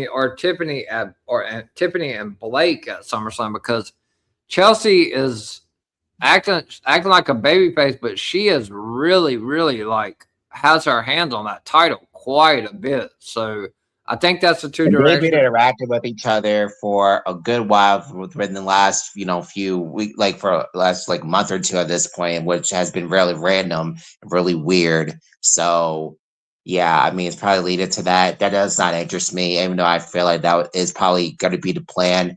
I'd rather have. You see, that's what makes this. What that would suck for me to see, because it's SummerSlam. It is Minnesota. It is her hometown. I want to see Tiffany in an incredible, interesting feud and match. But instead of doing the Chelsea thing, even though I guess storyline wise it makes sense, is as if they've been going back and forth with. I do fear for that. Maybe it'll lead to a triple threat match. Maybe it's not a straight up singles match. But yeah, I always block her out of my mind because she's not important to me at all in this. I don't know why they would have her and Tiffany interact with each other in the first place. Tiffany tried to say goodbye so many times, but yet she comes in and helps Tiffany wins, and I'm like, okay, what are we doing here? And I just feel bad for Tiffany having her be a part of this for no reason, when she should be focusing on incredible women on the show that I want to see Tiffany in the ring with, like Blake or even Alexa, even for a one-off. That's what I'm invested in. I remember they interacted with each other earlier this year, and I was like, I got me excited. I thought that was going to be a scenario at some point soon. Maybe that could still happen, but yeah, I don't know. I feel like it's just kind of up in the air of exactly what they plan on doing, but I do fear they're going to probably do something with Chelsea. Maybe they have that Saturday night's main event, And yeah, maybe at some point they'll do. I don't know if they're going to do this or not, but I mean, I'll start out there.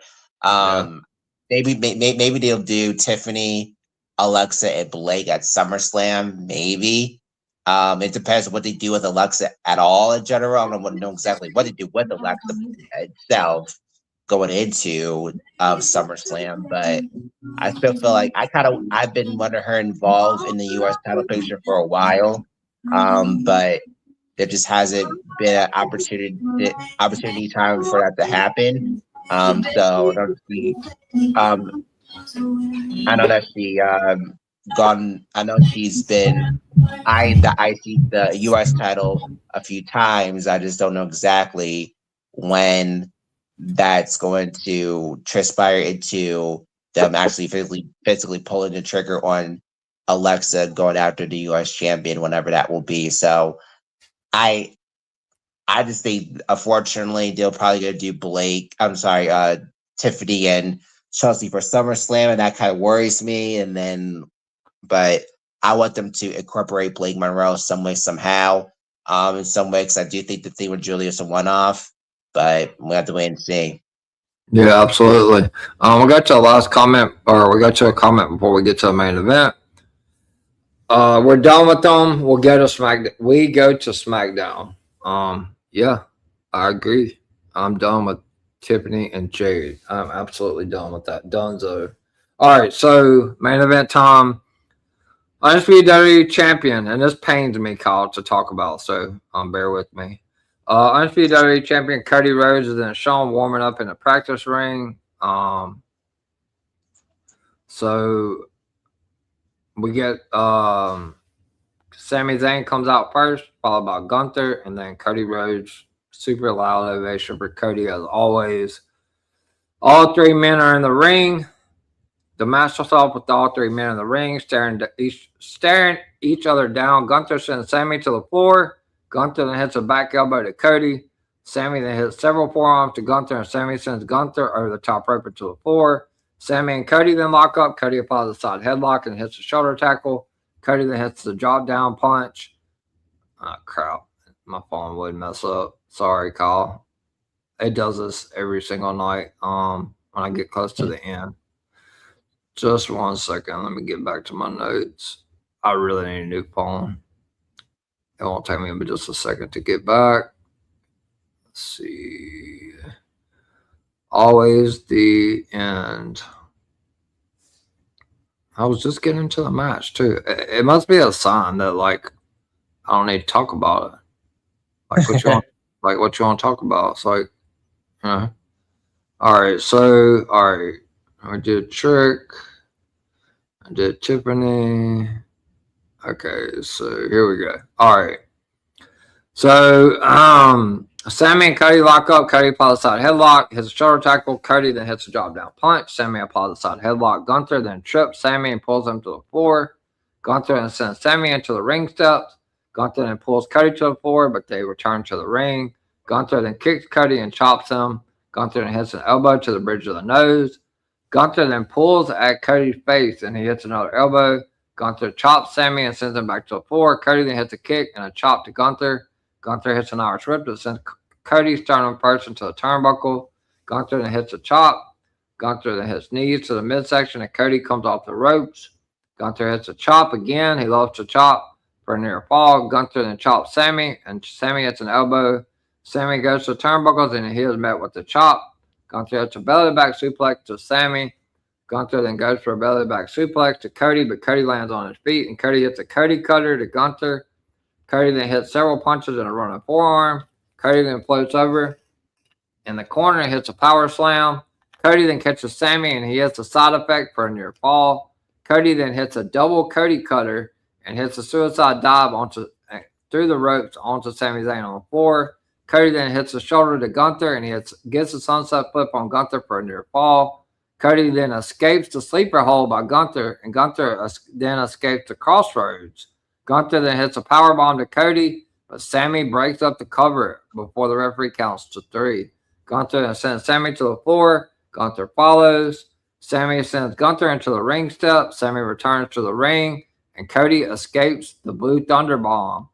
Cody then hits several jabs, but Sammy blocks a bionic elbow and hits the Blue Thunder Bomb, and Cody kicks out at 2. Gunther then trips Sammy and pulls him uncomfortably into the ring post. We know what that means. Gunther then hits several European uppercuts to Cody, and he puts him on turnbuckles. Cody then punches Gunther, but Gunther pushes Cody away. Cody then blocks a superplex, and Cody comes off the turnbuckles. Gunther catches him, and Cody hits a crossroads. And before the referee counts to 3, Sammy pulls the referee out of the ring to stop the count. Cody then wants Sammy to get the ring. Gunther then obliges by taking a break. Cody then punches Sammy back and forth. Sammy avoids a disaster kick, and then Sammy hits a brainbuster to Cody, and then Gunther breaks up the cover. Gunther then hits a powerbomb to Sammy, and he powerbombs Cody onto Sammy. It was a double stack powerbomb. Gunther then sets up for another powerbomb, but Sammy counters with the code red for a near fall. Cody then goes to the floor while Sammy punches Gunther. Sammy then goes to the turnbuckles, but he takes too long, and Gunther moves. Gunther then misses a Yazuka kick, and he gets caught in the ropes. Sammy then hits a Haluva kick, and then Cody pulls the referee out of the ring again to break up the pin. Cody then tells Sammy to come to the floor to fight. Cody then punches Sammy and sends him into the announce desk a few times. Cody then rearranges the announce desk. Sammy then hits Cody from behind and sends Cody into the other announce desk. Sammy then does the same job to Cody on the other table. Sammy puts Cody on the announce desk, and Sammy gets on the table as well. Sammy then sets up for the package pile driver that Kevin Owens uses on the announce desk, and Cody escapes. Cody then hits a back body drop through the other desk to Sammy. Sammy is laid out. Gunther then power bombs Cody onto the other announce desk, and he is also out. And he does it a second time to collapse the desk. Gunther then drags Cody's lifeless body into the ring. Gunther then applies a sleeper on Cody, and he adds the body scissors. Gunther, it looks like he was about to tap. Gunther then gets on Cody's back, and Cody gets him up, and he falls back to the mat to get out of the hold. Gunther returns to the sleeper hold and so the referee is pulling Cody's hand up, and as it's falling down, Sami Zayn grabs Cody's hand to stop it from hitting the mat right there, which would have been the end of the match. Gunther then punches Sami and slaps him, delivers several chops. Sami slaps back. Gunther hits a chop. Sami then hits an exploder in the turnbuckles. Sami then sets up for a Luva kick and hits it for a near fall. Sami then picks up Gunther, and Gunther hits a clothesline. Gunther then sets up for a power bomb, and Cody hits a double jump Cody cutter. And he jumped way across the ring for that Cody cutter.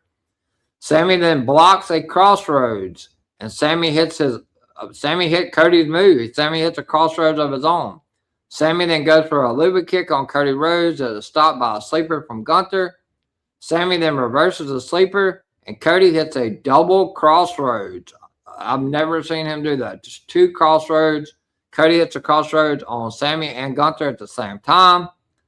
And then Cody goes for attempts. After he hits Sami with that crossroads, he goes to pick up Sami for another crossroads, which was a terrible cardinal mistake from a veteran. And Sami Zayn, I can't even say this, Harley. Sami Zayn gets the victory roll for the 1, 2, 3. A miracle in Saudi Arabia.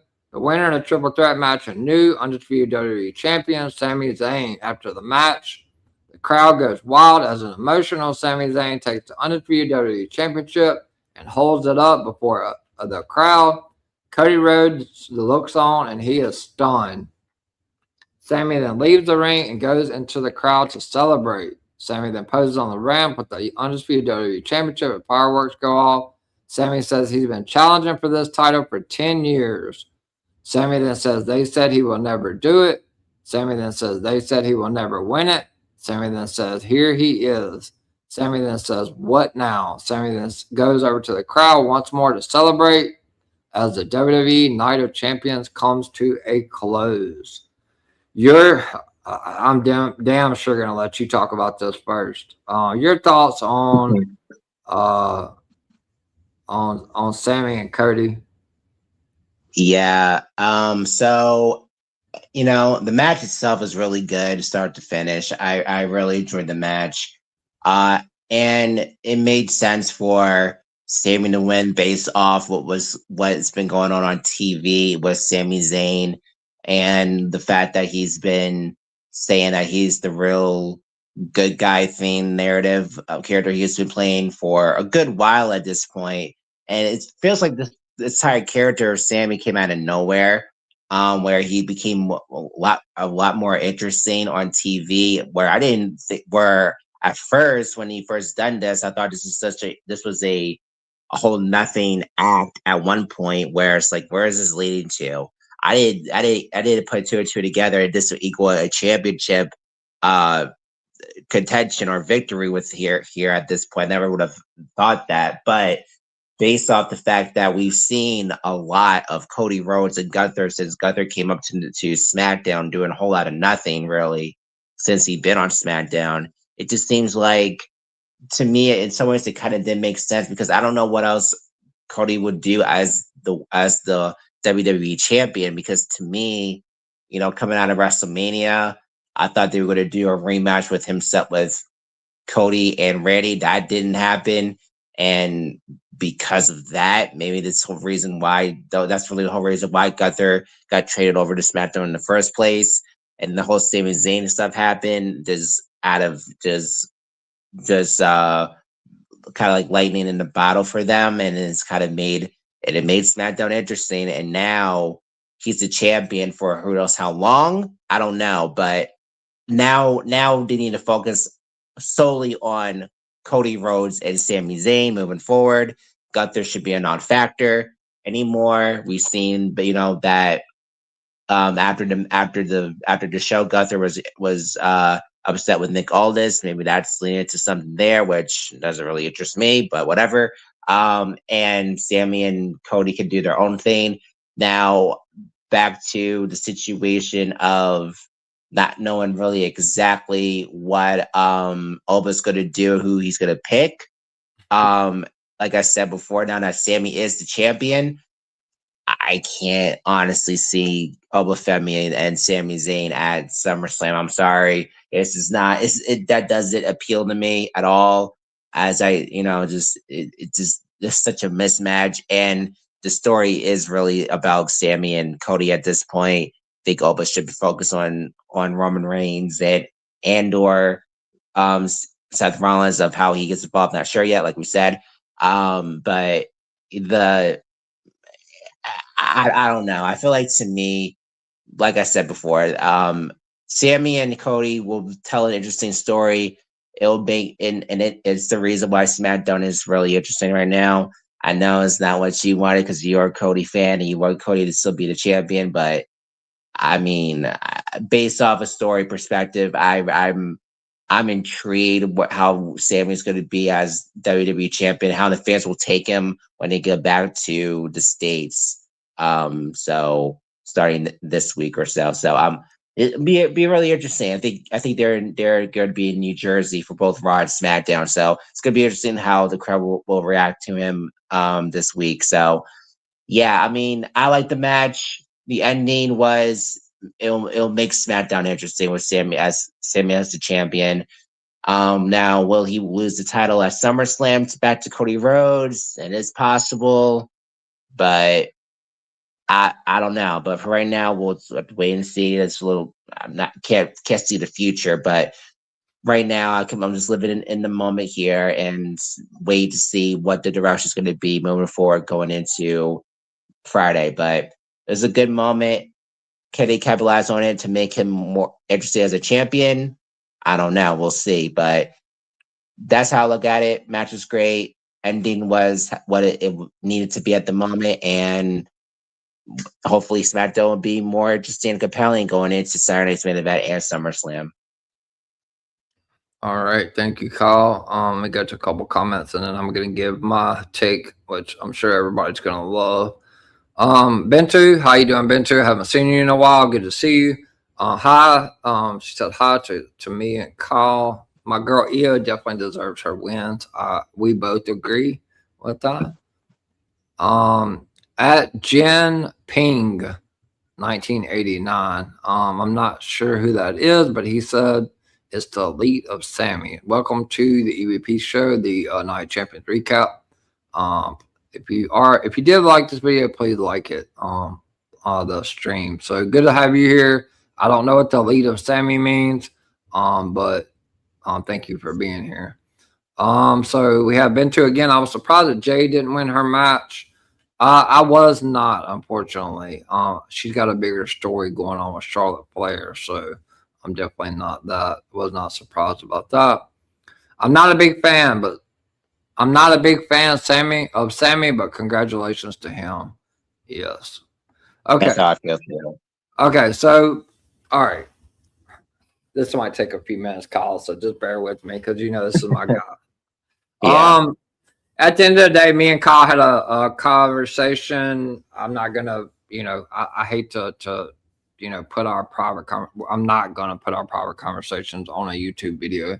But we had about an hour and a half conversation. I believe it was last week, and Kyle can vouch. I said to Kyle, word for word, if Cody Rhodes is going to lose the title to Sammy, it's going to be at Saudi Arabia. And I also said Cody needs a character change. He's very vanilla. I love Cody, but he has got. It's really hard to explain because is Cody kind of boring? Yes, but the kids love him. He's selling merch. He's selling tickets. He's John Cena in 2026. He's John Cena 2.0. But creative also hasn't helped. They have intertwined in every single one of his big storylines at WrestleMania. I'm not going to make any excuses. But here's the deal. So a lot of people don't know this, but going back to WrestlePalooza, Cody Rhodes went to Triple H and Pritchard and Michael Hayes and all them and creative, and he pushed really hard for Drew to win the title. Triple H said it wasn't the right time, so Cody and Drew both went back again. It ended up happening on the SmackDown to where Drew could have his moment. He could take the title over to his home country. So that was fantastic for Cody to do. Cody has always been a better chaser than a champion. That's just a known facts. Sami Zayn has not won a world title. And this may sound like a shot at the bloodline, but I know that it's not a diabolical shot. But Roman Reigns was a champion for 1,300 days, and him and Sammy had a match in Montreal where there were several times that looked like Sammy was going to win. Sammy could have won the title there.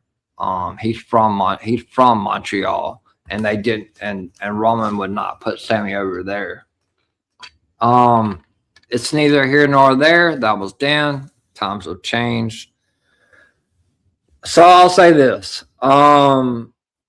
Sammy is a blue collar wrestler. For me, a lot of people don't like him. I'm not that big of a fan of him, but he is one of the hardest working wrestlers in the company. He is amazing storyteller. It doesn't matter what WWE throws in his path. He always kills it with his character work.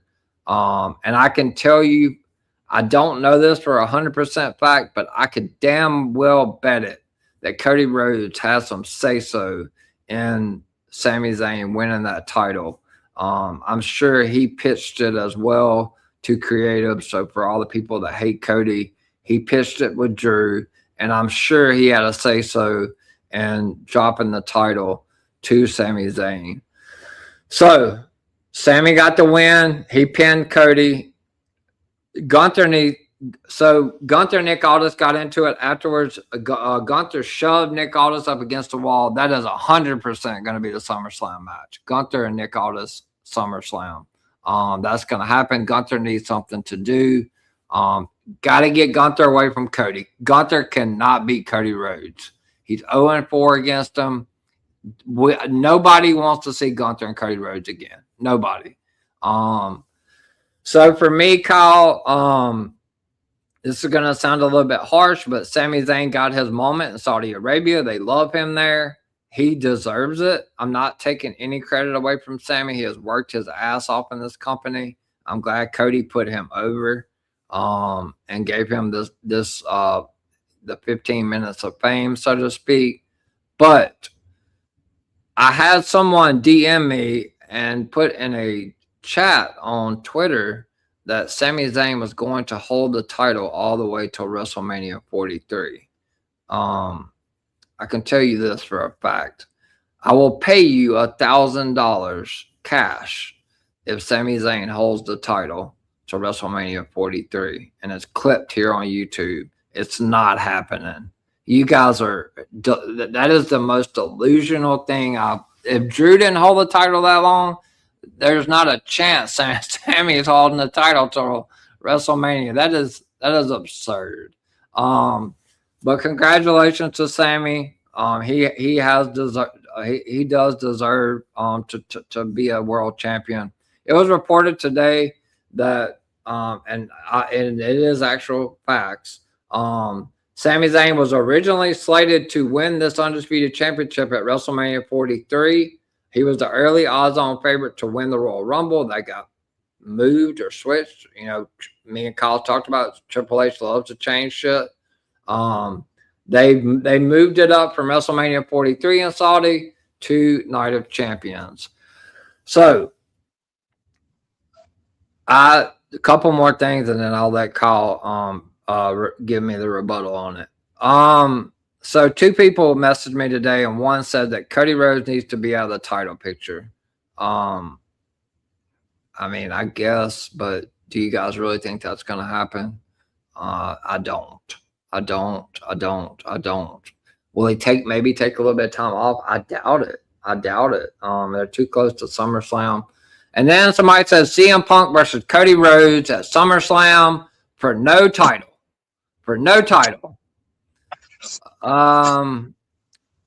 Man, that for one, CM Punk has not been on TV.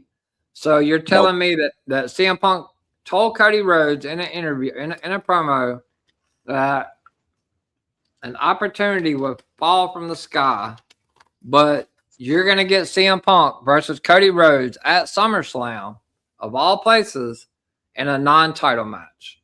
Well, I can tell you what, that also is not going to happen. And then someone else told me Cody Rhodes and Finn Balor need to challenge Damian Priest and R-Truth for the SmackDown Tag Team Championships at SummerSlam. That is the funniest shit. Goes to the comedy show. Yeah. At this point. That's the funniest shit I've ever heard in my entire life. That's disrespectful to Cody. He does a lot for kids. He shows up to all the events. He defends the title on SmackDown. He's everywhere at the end of the day. Here's my take, Kyle. I don't think Oba's picking Sami. I don't. I don't know what the status is with Randy, but I don't think he's back for SummerSlam. I don't. Punk is due back, I believe, sometime after like the 1st of July. But I don't know if they do Punk and Sami at SummerSlam for the title. I guess they could. But what the hell is Cody going to do? The story is still Cody and Sami. Sami pinned Cody with a roll-up. And then somebody else called, oh, my God. Cody's never been pinned clean. Well, what the hell happened today? There was no tights full. It was a freaking roll-up. Sami won. He pinned him. So this is my take. Either Sami and Cody run it back at Saturday Night's Main Event, or we get Sami and Cody again at SummerSlam for the Undisputed Championship. And if they do have a rematch, Sami's losing the title. Because he's not beating Cody 2 times in a row. It's just not going to happen. I look for it to probably happen at SummerSlam, because it doesn't necessarily have to main event. It could open if they're going to do Brock and Oba, one night one or something. That could main event night one. Cody and Sammy could maybe open, something like that. But I do not in any way, shape, or form see Sami Zayn beating Cody Rhodes twice. And I don't think Cody is just going to disappear from the title scene. So, your thoughts on that? And what do you think? Do you think Cody's done with the title, or where do you think they're going with Sami in the title? Well, with the fact that, like, I kind of mentioned this a little earlier about Obafemi, of him realistically facing Roman Reigns and that Sami Zayn. I mean, that doesn't sound right at all. That's not a SummerSlam match whatsoever. And so involving it needs to be Cody Rhodes and Sami Zayn. That just makes the most sense. And you're not going to leave Cody Rhodes off of the show. That also doesn't make any sense to me when he's still he's the factor in he is the top guy that is representing people. Like, the kids love him. He goes to the Make-A-Wish stuff. He pretty much has taken the role of John Cena. And as much as I personally still don't view Cody Rhodes as a main eventer, because I still look at him and I still see, unfortunately, Stardust and Dashing Cody Rhodes. That's how I personally view him, and that's how I still see him, as that in that character in that role. It was pretty much years ago from that happening at that point, but that's how I still view him, as that. But that's just me. I'm one person. I don't care for him, but everyone else does. So it doesn't matter how I feel, is how he gets. It doesn't matter how anyone feels online. It's how the people feel when it's on TV every single week. Is how I've been watching these kids every single time he pulls a kid out of the crowd and does the pose.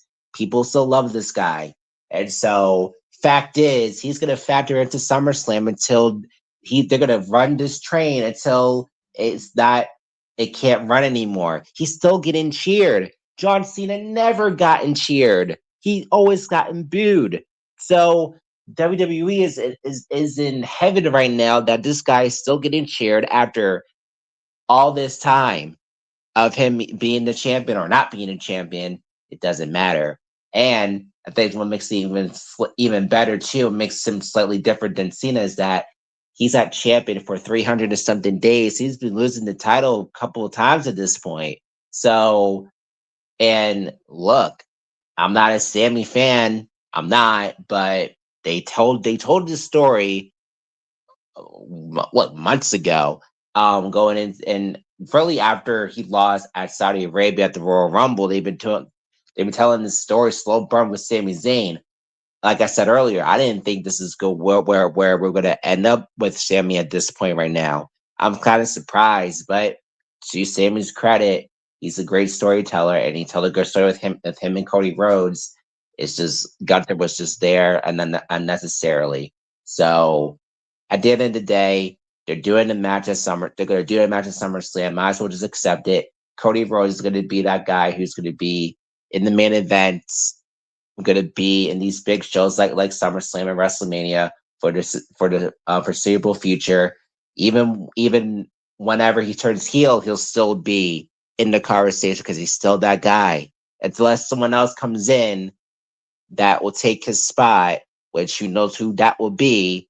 People said that about John Cena, but now I'm saying that about Cody Rhodes. I don't know who that person would be. He's not for me, but I'm not the target audience. It's the kids, and it's the people every single week that does the whoa and the hand gesture every single week. It still works for them. And saying if it still works, why change it? Like I said, WWE is in heaven because people are cheering for this guy, and he's a top star, and he's not getting booed like John Cena did. So it doesn't matter how you feel about Cody Rhodes.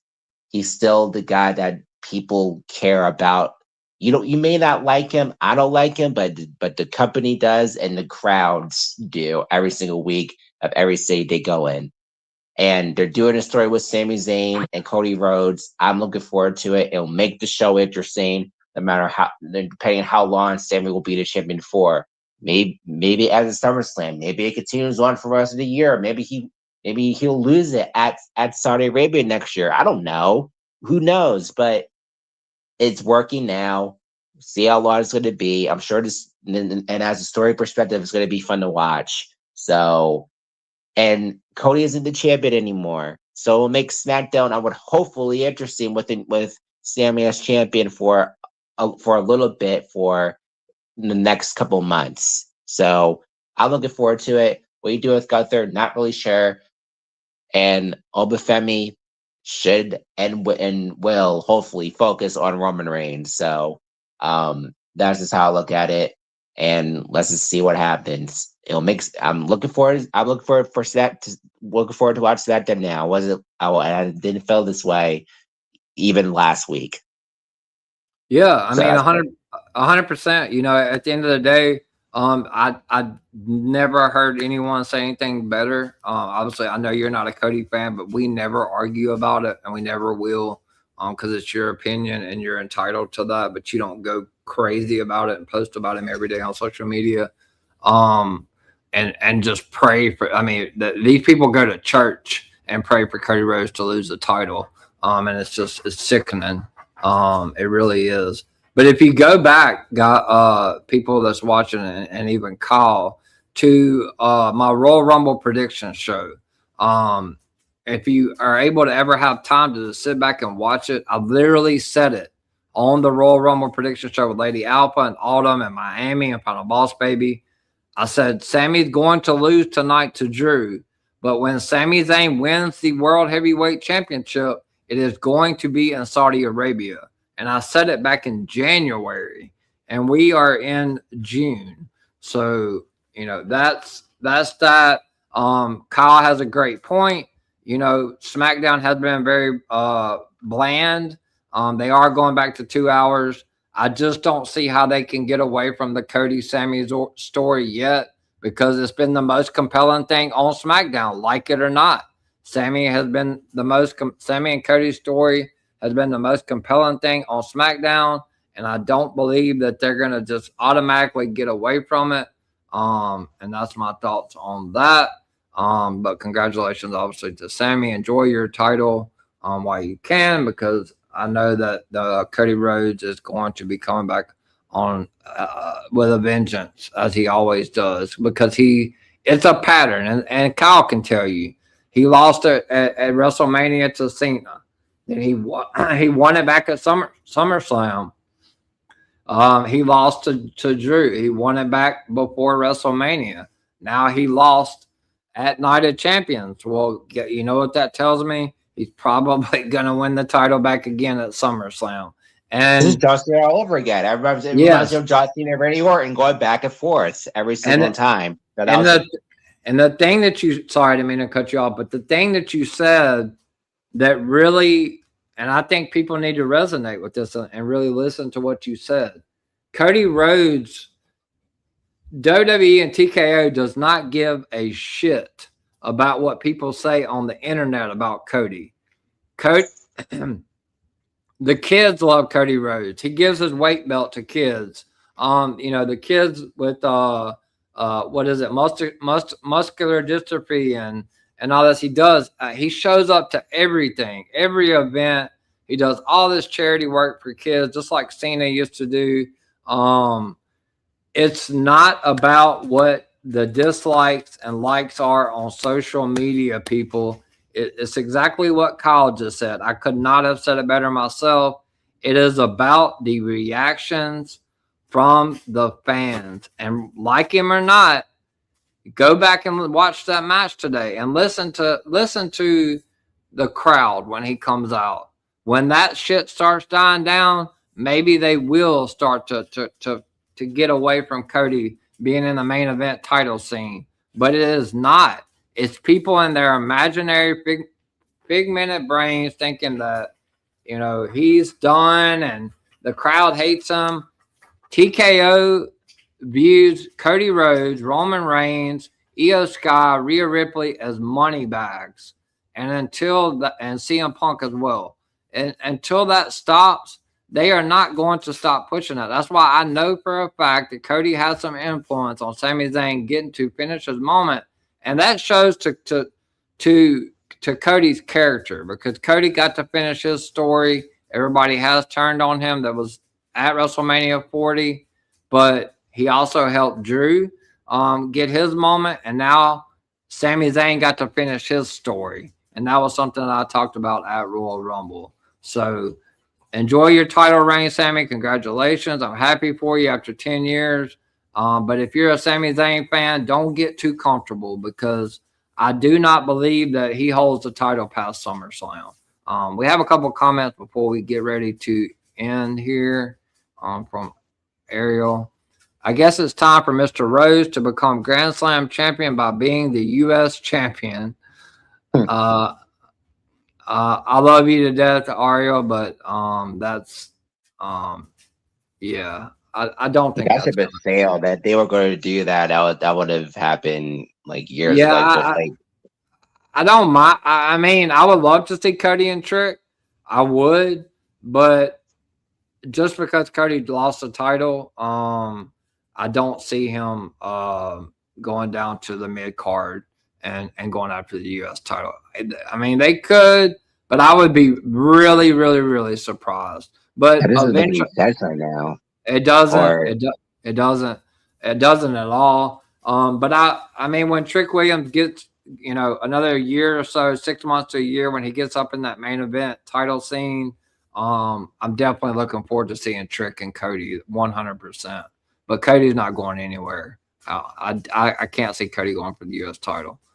Also, congratulations to Sami. Yes, definitely. So let me do some shout outs to the people that commented. Shout out to Greg, the World of Greg, for reposting the stream. At Beep6437, Ariel, thank you for showing up 2 nights in a row. Also, one of my favorite people have been to.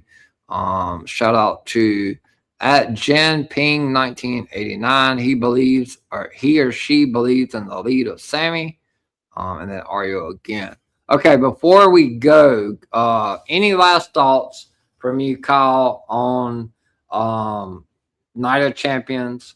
And then after that, I will go to my outro, and then we can both tell everybody where they can find us on our socials and what we have coming up next. Do you have any last thoughts on Night of Champions? Like I said before, early when the stream started, I thought the show was okay, but it could have been a lot better in terms of the matches, and not necessarily the outcomes. Outcomes are kind of what I enjoy. This is the matches themselves could have been better, and that the main event completely, I wouldn't say save, but it was the best match of the show, and now it's time to look ahead for Saturday's main event in SummerSlam. So that's what it'll be a lot better, especially headed into SummerSlam. More honestly, and then it'll be hopefully a lot better and interesting and compelling stories moving forward. But it was an okay show, but nothing that I'm gonna rewatch probably ever again. No, I am definitely going to block that out of my memory, and hopefully Cody gets that rematch with Sami down the line, whether it's at Saturday Night's Main Event or SummerSlam, so that I can completely forget about Night Champions, even though I am happy for Sami because it has been 10 years. All right, guys. So before I go to my outro, this is what I do on every stream. If you are watching live on YouTube, please hit that like button. It helps my YouTube channel, helps my algorithm. We're also live on my X page, and we're also live on DW Television. Make sure you follow DW Television on X. You can see everybody affiliated with DWE, starting off with Miami the Great 305. You can find him on Twitter and his co-host Final Boss Baby with 2 B's. Make sure you follow her on X, and then you go to YouTube and you can find Talk It Up podcast where they do DW radio every Saturday. It wasn't live today because of the PLE, so make sure you tune into that. DW radio is also live on Talk It Up podcast, DW Television X page, on Twitch, DW TV and DW Television, and also on Spotify. So my co-host here, my counterpart, Kyle the Man Anthony, make sure you follow him. I'll give you a chance to plug yourself at the end, but make sure you follow him on X. I was on his show as a guest this past Wednesday, but episode 3 of Queens of WWE, where he will cover all of Raw, SmackDown, NXT, all the women's storylines and things that's going on in the women's division every Wednesday at 8 p.m. Eastern. Also, follow The World of Greg, where you can see Kyle the Man Anthony and The World of Greg. I believe this Monday will be at 5 p.m. Eastern, since Raw will be at 6 p.m. Eastern with a special start time from Atlantic City, New Jersey. You can catch them every Monday an hour before Raw as they do the rundown. They run down the entire Monday Night Raw card. So make sure you tune in to the rundown with Kyle the Man Anthony and The World of Greg. Follow both of them on X. Director Reg, follow him on X as well. After Slam Podcast on X and on YouTube. Congratulations to After Slam Podcast on 5,000 subscribers on YouTube. That's one hell of an accomplishment. One of the hardest workers in the community. Much respect, much love. If you guys haven't tuned in to After the Slam, make sure you do so because he does excellent work. Also, shout out to Smoke Sessions Podcast, Sports Jedi Network, and everyone affiliated with Gimmick Table Media. With that being said, guys, this has been your Night of Champions recap show. See you Saturday, June 27th, 2026. Me and Kyle will be right back to tell all of you wonderful people where you can find us on our socials and what we have coming up next. We'll be right back. Wrestling has more than one royal family.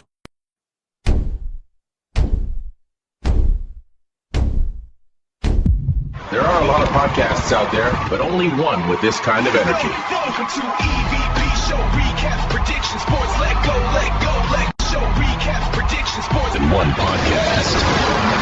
Welcome to EVP Show Recaps Predictions Sports. Let go. All right. Once again, thank you guys for tuning in to the Night of Champions recap show, Saturday, June 27th, 2026.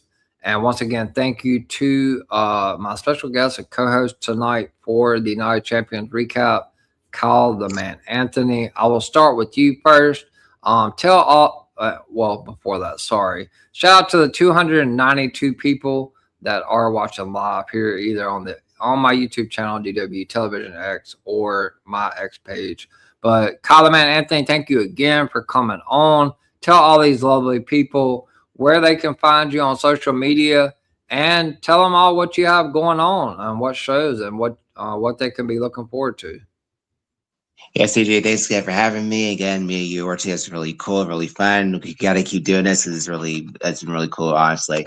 So you can follow me on X at Kyle Rochelle 96, Instagram Kyle Anthony.96, and what's going on with me going forward. I have the rundown with The World of Greg on Monday, where we preview Raw an hour before Raw, and I have my new show that just recently happened, Queens of WWE.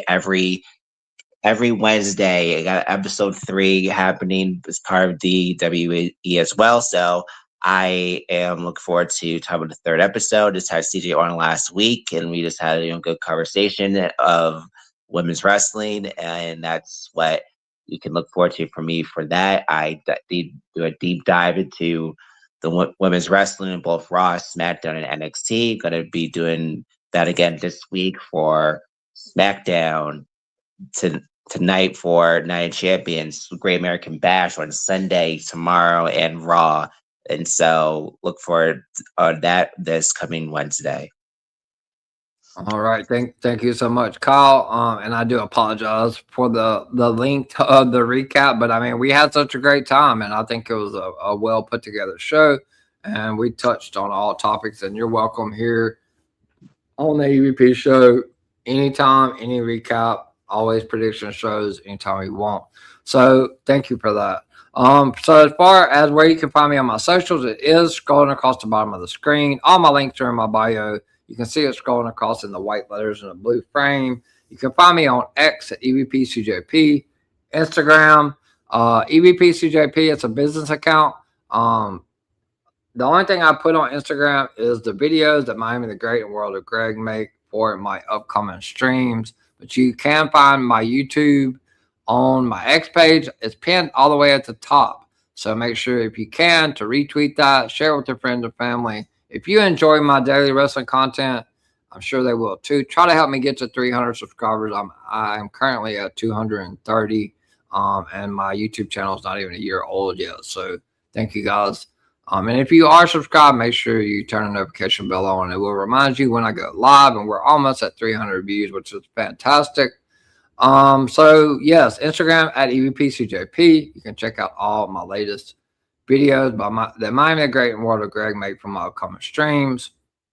TikTok at Brady the Goat 21. That's at BRADYDA Goat 21. Same thing. My YouTube link is in my bio, and you can also find all the videos from my upcoming streams. Last but not least, most importantly, please like and subscribe to my YouTube channel. If you did watch the stream live on YouTube tonight, or go back and watch it live, the long 3-hour stream, please just hit that like button. It helps me out, my YouTube channel out. It helps me get further into the algorithm.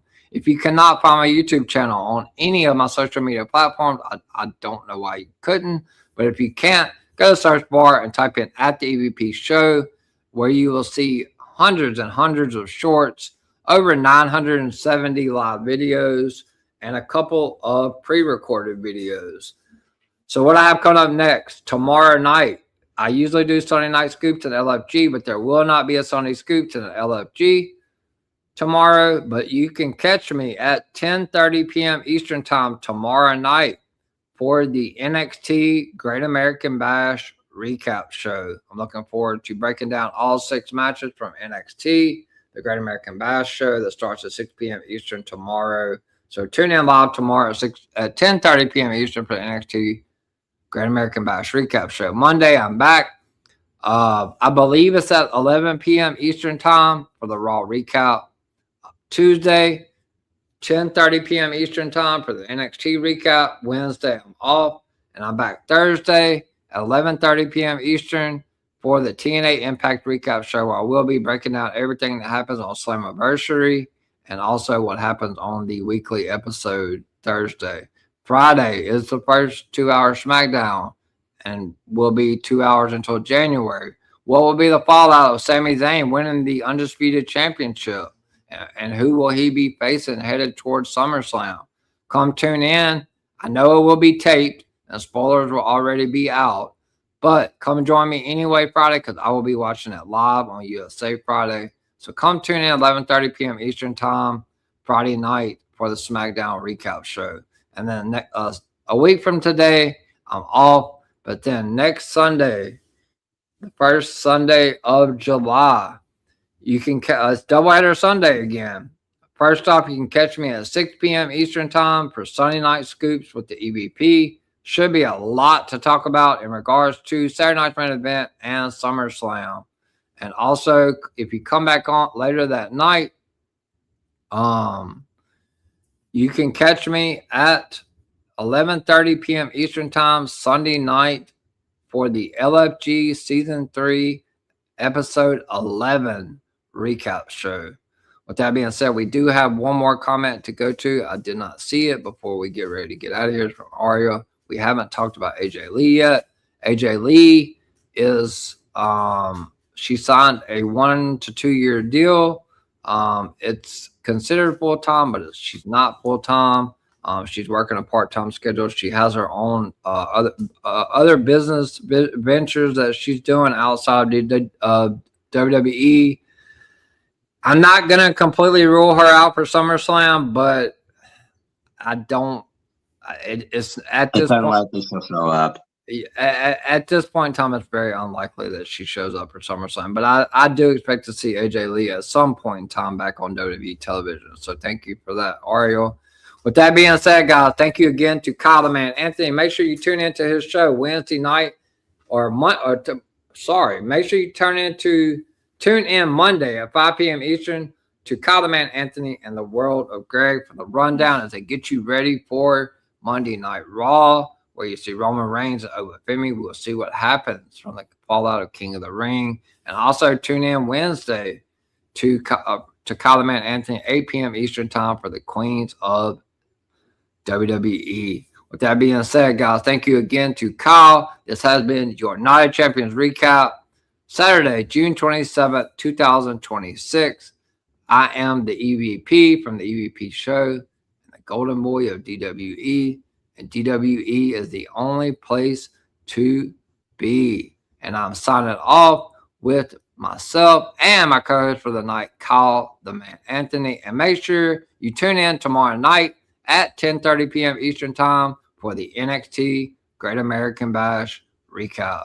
Enjoy your Sunday, and I'll see you guys back here tomorrow night. Good night, everyone.